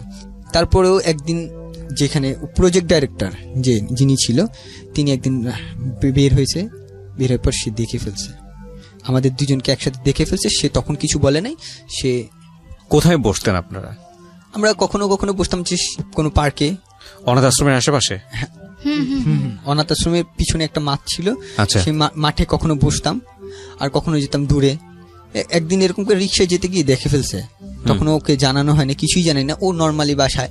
তখন দেখছে যে এমনিতে তো টর্চার হতো, মানুষের টর্চার, ওই সময় টর্চারটা আরো বেশি মাত্রায় বেড়ে যায় ওর প্রতি। ও আমাকে বলে আজকে আসার পর দেখছি যে আমার সাথে টর্চারের পরিমাণ মাত্রাটা মনে হয় অনেক বেশি। যেমন দেখা গেছে যে আমার আলমারি যেখানে ছিল, যেখানে কাপড় চাপড় রাখতাম, সেই কাপড় চাপড় এলো মেলো উল্টা পাল্টা। তারপর দেখি যে বাসায় এসে আমি আসছি খাবার খেতে, যে খাবারই নাই, খাবার নিয়ে বিরক্ত করছে, পরিশ্রমের কাজ করছে, ওর রুমটা এলোমেলো করে রাখছে, গুছাইলে রুমকে আলাদা রুম দেওয়া হতো প্রত্যেককে? মানে একটা রুমে 4 জন করে থাকতো, কোন কোন রুমে 3 জন। তো আমি যে রুমে থাকতাম, যাকে আম্মু বলতাম, উনি খুব ভালো মতো জানতো যে সবকিছু কি আম্মুই করে, না টেক কেয়ার করা, শাসন করা সবকিছু মা করে, নাকি তার উপরে কেউ এসে তার উপরে আছে? উনি করে, ওনাকে গাইডলাইন দেয়, ওনাকে বলে দেয় যে এরকম এটা ঝামেলা করা হচ্ছে, যাবে না, এটা এভাবে করবেন। আচ্ছা। বাট উনি সবকিছু করে, ওনার সাথে আমাদের কানেকশনটা বেশি। আচ্ছা। তো উনি খুব ভালো মতো জানতো যে আমি আমার রুমটাই নোংরা পছন্দ করি না, আমার কাপড় চোপড় মানে আলাদা করে রাখি আমি সবসময়। সবার সাথে এক বালতিতে কাপড় ধুইতেও আমি চাই না, মানে খুব নোংরা কাপড় আমি যেখানে কাপড় ধুই না, অপেক্ষা করবো, একদিন অপেক্ষা করবো, তারপর আমি এখানে ধুবো না। তো উনি কি করতো, আমার কাপড় চোপড় নিয়ে ওই সবার সাথে নোংরা কাপড়ের সাথে চুবাই দিত। আমি এসব পছন্দ করতাম না, কিন্তু আমি কখনো মুখেও বলতাম না যে এই কাজটা কেন করলা। মনে মনে ভাবি যে এটা বলবো, সামনে গিয়ে আর বলতে পারি না। মানসিক যন্ত্রণা হতো। হ্যাঁ, আমার নিজের উপর রাগ হতো, আমি বিভিন্ন রকম মানে রিজেক্টটা নিজেই কন্ট্রোল করার জন্য বিভিন্ন রকম কাজ করতাম। মানে খাবার নিয়ে আমার খাবার নিয়ে বেশি একটু সমস্যা হইতো। যেমন উনি জানতো যে আমি এই টাইমে খাবো, এবং বিশেষ বিশেষ টাইমে আমি যদি ভারী খাবার না খাই আমি অসুস্থ হয়ে যাই। দেখা যায় হাঁটতে হাঁটতে পড়ে গেলাম, আমি কিন্তু সুস্থ, কোনো অসুখ হয় নাই, বাট হাঁটতে হাঁটতে আমি পড়ে যাব, 1-1.5 ঘন্টার মতো মনে করেন আমার কোনো জ্ঞান আসবে না, তারপরে আবার জ্ঞান আসবে, কিন্তু আমি উইক হয়ে যাব, ঠিক মতো হাঁটতে পারতেছি না। আবার খাবারটা খাইলে একটু রেস্ট নেওয়ার পর আমি আবার ঠিক হয়ে যাই। তো উনি ওই রকম কাজ করতো, মানসিক পেইন দিত আর কি। হ্যাঁ। ওকে, হ্যাঁ, তারপর কি হলো?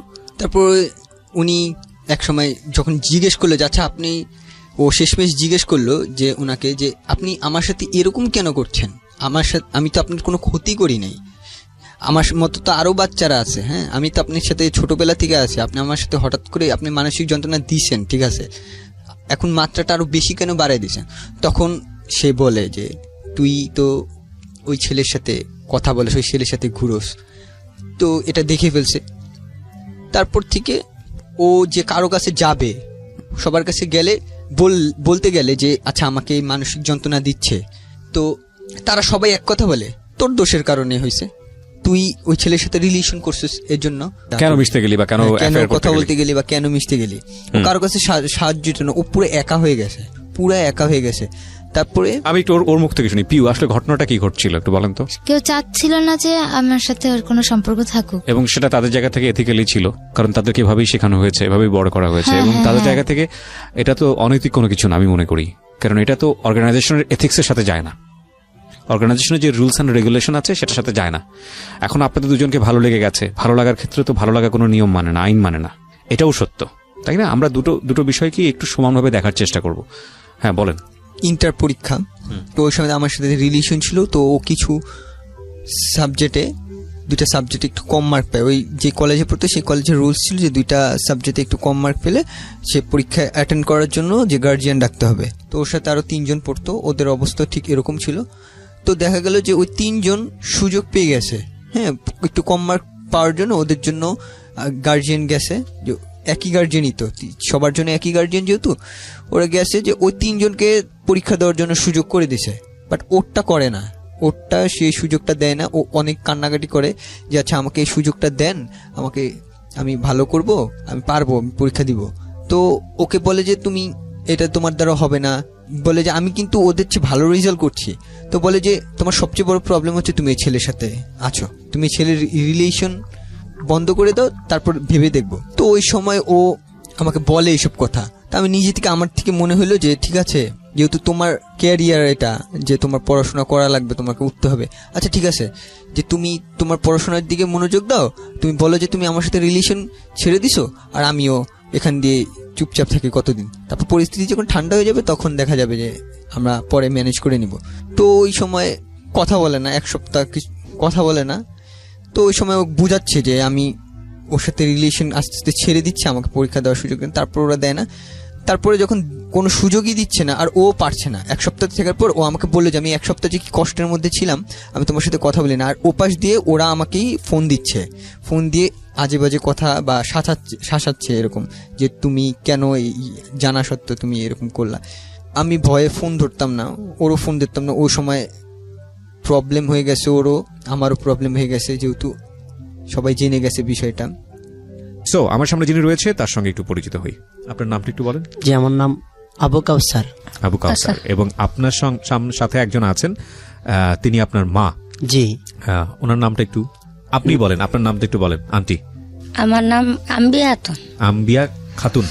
জি, আম্বিয়া খাতুন হচ্ছে মা, এবং আমাদের এখানে কি যেন বলছেন, আবু কাউসার। কাউসার। মা এবং ছেলে মিলে আজকে জীবন গল্প বলতে এসছেন। আমি বহুত মানুষের গল্প নিয়েছি আমার এই জীবন গল্প ক্যারিয়ারে, কিন্তু মা আর ছেলে মেয়ে কখনো বসেছি কিনা পাশাপাশি আমার জানা নেই। আমার যতটুকু মনে পড়ে যে আমি এই ধরনের মা আর ছেলেকে পাশাপাশি বসিয়ে কখনো জীবন গল্পটা আনিনি। বোধ হয় একটা গল্প ছিল এরকম, লিমনের, যে র্যাবের গুলিতে আহত হয়েছিলেন, সেটা একটু অন্য ঘরানার টাইপের ছিল। কিন্তু আজকে একটু অন্য গল্প, অন্যরকম গল্প আপনাদের সামনে আমি উপস্থাপন করতে যাচ্ছি। তো কাউসার, আপনি শুরু করেন যেখান থেকে মনে আছে আপনারই জীবন গল্প, সেখানে একটা পার্টে আপনার মা আসবে, আমরা যতদূর জানি। হ্যাঁ। তখন স্যার আমি যখন প্রতিবন্ধীটা যেটা হই, আমার নানুর ছিল অন্ধ, যেমন নানু ছিল অন্ধ। মেন কাহিনীটা আমি যেটা শুনছি, নানুর থেকে আমার আব্বু আগের বিয়ে ছিল, একটা বউ ছিল, সেখানে আমার বাবার ছেলে ছিল, মেয়ে নেই, 7টা সন্তান, ছেলে সন্তান। তারপরে আমার আব্বু বামনবাড়ি এসে আমার নানা বাড়িতে স্থানীয় একটু থাকার জায়গা পাওয়ার পরে, তারপরে আমার মাকে বিয়ে করে। মানে সেকেন্ড বিয়ে ছিল? জি জি, সেকেন্ড বিয়ে। আমার মা 2 নম্বর বিয়ে ছিল। তখন আমার মাকে জানি না, সেটা আল্লাহ পাক, যেটা শোনা কথা আমার খালাম্মা থেকে শুনি আমার মাকে বিয়ে করছে।